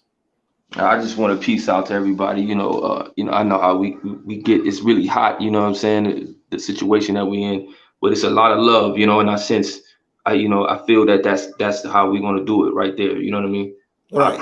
I appreciate your show so much, bro. I swear it's really is. I mean, you really doing work. For the work. You know what I'm saying? You're doing the good work. You dig? So salute you on that. Thank You you. know what I'm Thank you. saying? And free them all, and rest in peace to all the real OGs. Marcus Garvey, all the way down to Kwame Nkrumah and everybody that really put in that real work. Well, thank you for coming. Thank you for calling. All right. We have Mimi. Mimi, go for it. I can go last. You want to go last? Okay. Judah. All right. Afridamus, thanks for giving me the platform, to express my mind. As a Pan-Africanist, right? I keep saying that Africans need to work together because each individual country cannot be an island. You see, this guy from Burkina Faso, St. James, is blaming, he's talking stuff about Ghana. But you can't talk stuff about Ghana because Ghana is in the coastal. It's a coastal country. So you guys probably have to depend on Ghana to ship stuff to Burkina Faso. So if you don't want Pan-Africanism, then your country is always going to be some kind of enclosure. And that's why I keep saying Africans have to work together. They have to come up with one currency that will help the whole Africa. You see, Ghana today is one of the most degradation when it comes to their currency. It's worse than what people expect. Now they are begging money from IMF and all of that. But if you had a currency that can represent Africa, these things will not happen. You talk of things that will unite, you talk of one passport and all this stuff, and then people just say, oh, they don't want it, but they really don't know the realities of it. And I wish one day Africans can really see what we are talking about to stand firm and say, yes, we want this stuff. But as long as we want to say, oh, I'm from Ghana, I'm from Gambia, I'm from this country, we want to be on our own. And then things are always, they're always going to look the Europeans as their superiority. The inferiority complex comes in. So thank you so much, Afridemos. I really don't want to talk much, but people on this platform should learn how to respect other people's country, because every other country in Africa have gone through the same problems. If not now, they went through before, and other countries are experiencing now. It doesn't mean your country is far better off than the countries that are experiencing problems now. So thank you so much, and thanks people on your platform. Thank you, Judah. Thank you. St. James, go for it. Thank you for thank you for having me again. I appreciate it. I always no problem. appreciate you bringing all these topics for us to gather together so we can learn from one another. To the point of Judah, yes, we have a port in Ghana. We do import and export from Ghana, so we work together. But the situation hasn't been the best until Sankara died and when Jerry Rawlings, you know, stepped away from power. Yes, Ghana and Burkina, we used to be tight back in the day, but the situation remained. But it hasn't been the greatest. But I still respect Ghana. Most of my people live in Ghana. They thrive in Ghana. I can't speak bad on Ghana because Ghana has always been a country that welcomed Burkinabes. We have a tight history. Part of my tribesmen come from Ghana. So I want you to understand that I would never, take shot at Ghana. I take shot at Akufo-Addo and the politics of Ghana, which is different than the people of Ghana and the country of Ghana. I hope you understand that. My other point is, if Sankara did not empower you, I don't know what else will empower you. So I would suggest you read his book and learn from the man. You did say he went to Cameroon. He did go to Cameroon. He was the guy that wanted to unite Africa, and he spoke on this president, the sellout, and one happened to be your head of state until now. Sankara passed in '87, and your president is still there. There is a reason why he's still there. I want you Cameroonian. I'm not saying go do a coup d'etat, go. No, I'm just asking you, are you satisfied with your situation or not? For you to even listen to me and try to talking about Burkina, I never said Burkina is better than Cameroon. I never said our GDP is higher than Cameroon. But I'm just saying, if you want to be a reference for me to talk about your country, you're going to have to do certain things. You can't sit here and show me a shining surface for me to use your country as a reference. It's not a reference. So stop trying to act like it has to be a reference for me. It will never be. But I know you can be the greatest on the continent. If you work on that, yes, I will respect it. If you don't, I respect the people of Cameroon. The politics of Cameroon is the one that I don't respect. I hope you understand that as well. So for the Queen of England, like I said again, she went out as a gangster. If Africans want to go out as gangster, they have to do the things that the Queen did. Power to the people, respect the people, so African can rise. If you don't understand that, you're going to perish. Thank you. Thank you, St. James. Thank you. All right. Casual Kenyan, your closing statement. Okay. Peace out to everyone. I just wanted to say something about the Arabs. The Arab, they are the biggest enemy of Africans. We should be aware of that. And they are also colonizing us. They are using Islam. I'm a Muslim, and I'm saying that because I know it. Because you have some Africans, almost like 25% of Africans, or 30 or 50% of them are Muslims, and they are just worshiping Islam. But most of them, they see Arabs as superior to them. These Arab, they use made up hadiths. Hadith is the sayings of the Prophet.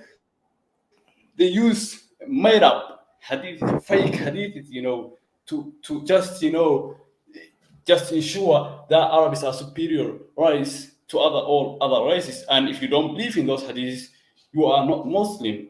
And and they are just using hell and Jahannam and stuff like that to scare people so they don't get out of Islam. So You're and absolutely Arabs. right. Okay, the other thing I want to say is Arabs at some point they were the biggest slave traders in the world. At some point, the economy You're of right. Arabs was just like 80% was from slave trade. They were just so 80% of their economy for 100 of years was from the slave trade. So you just have to understand that. And what the worst thing they did, the Arabs and the Turkish they were also slave traders. The thing they Of did course, was you they know, were castrating. you know what? I'm They gonna do a topic on this okay, one as well, yeah. because I want They to bring that topic also, so people yeah. can have the So opportunity and Africans, discuss it. Africans, they don't know anything about Arab. Arab people, they are the most racist. They are the most people who are violated. The Africans. They have they were doing the slave trade even before anybody else. They were using Islam, and you have seen this tribe in Ethiopia. They call it Hiraba. I don't remember who put this ring is in between their lips. You have seen these guys who have just this circular lips, and eye lips. These guys did that before because they knew that Arabs they weren't taking people with this kind of and deformity. And some Kenyans, the people you call Swahili, they converted to Islam because they get that information that Arabs they can't colonize a Muslim, so they don't even knew anything about Islam. It was just compulsory to convert to the religion, so they So accepted Islam just to not be slaves. And these guys, when they take slaves to Arabia, today you have millions and millions of African Americans, British blacks. You have, in everywhere you have black people. But where are thank the blacks in Arabia? They were castrating black people in Arabia, I know so they we'll just talk gone. about that another time, Yeah, because I I just know I can have. tell you have a lot of knowledge about this. But We're I would castrating. hope when I do that show, you call in for sure. Okay, make sure They you were call in castrating for that us, show. the black people. So I just wanted to say we have to be aware Yeah, of you this. got 30 seconds. Yeah. Yeah. So peace out to everyone. Be aware. Pan Africanism has to live on. Just have to live Well, up to thank our you. values. We just have to big up to everyone. Respect. Thank you so much Thank you. for this show. Thank you. Thank you. All It's right. my Kemet Kunde, you were finishing oh, up, I and thought it was my sorry. turn. Kemet Kunde, you were going to say something? I I guess think we he just go, go, go yeah, out. go Okay. ahead. Go ahead, Mimi. Close out. All right, Afrodamus, thank you so much for having me all the time. We No can problem. agree to disagree, but I want to say this to Judith. Don't be in the chat, and he does this all the time. When you're in the chat, you'll be talking about other people, country. My country is better than you. He just tells St. James that I don't sit here and tell them my country is better than your country. Okay, Cameroon is bigger with a bigger economy, but they still have poor people just like everyone else in Africa. That's what I want him to understand. And then you're not gonna be coming here and saying I disrespect other people when you always on the chat disrespecting people. I never disrespect any country. To that person that was coming here and saying the Somali president was celebrating the queen, I said he have other things to worry about, like what's going on right now in the rural areas. That's what he needs to worry about. If my president was doing it, I would tell him go worrying about other things. We just got flood. Most African countries right now got flood. We don't worry about the queen like right now or mourning the queen. We all in the same boat. So he will come here and start deflecting stuff, and he does the same thing that he just said, that oh, don't come here and disrespect other people, and you do the same thing, Judith. So stop it. Stop the BS. Okay. when it comes to money to the Queen, like I said, I could care less. I don't have any attachment with the Queen or England or nothing. I don't care where the Queen come from. That's why when the Queen died, I didn't even write nothing or like nothing absolutely, because I'm like, I'm not gonna talk about the dead, and I don't have anything nice to say. And if you don't have nothing nice to say, don't say anything. Don't say anything. That's how I feel about it. Period. Point blank. So Go okay, ahead. sorry. So you were saying so. Just like I said, I'm not here to disrespect everybody. We all know where we come from. We know that we have to come from a long way. Like Africa, we need to agree or come together at some degree. At some point, we need to. I'm not saying that everybody has to be like one. That's impossible. But we have to have some agreements that we can at least do something about our countries or about our people, because you see how we are. People are fighting, going backwards, trying to find greener pastures. So we need to do something for our young population. And yes, to some degree, I am pan-African, but not I am pan-African to a point like we need to love each other. We are all the same. We all have difference. But love conquers all, Mimi. I mean, I understand, but the thing is, we don't have to like each other, but we can work with each other. That's how I see it. And I think if we keep separating, he said something that I agree with. Julius said something that I agree. Sorry, go ahead. Work with each other to some degree so that we can like prosper. That's how I see it. Yeah. Well, I mean, thank you so much, Mimi. You've said it all. I mean, hopefully one of these days, you know, we'll have a very, open conversation about how different African countries are doing, without people getting upset. Maybe just so we all catch It up could be and know. heated, but at the end of the day, when I'm done with the thing, I don't have, like I said, I don't have nothing against each other. But because I think this is a healthy conversation, we need to speak to each other so that we can understand. Because if it wasn't this platform, chances are I might not even speak to anybody from Cameroon. I mean, I'm gonna take it back because Cameroonians are in Gambia. Even my sister, the nursery school that she goes to, a Cameroonian owns it, and she's a very nice lady. There are a lot of Cameroonians living in Gambia.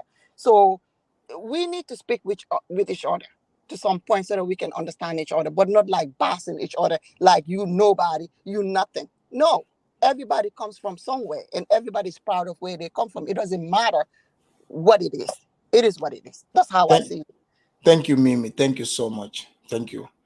Ladies and gentlemen, that was Mimi. You guys know she's a friend of the show.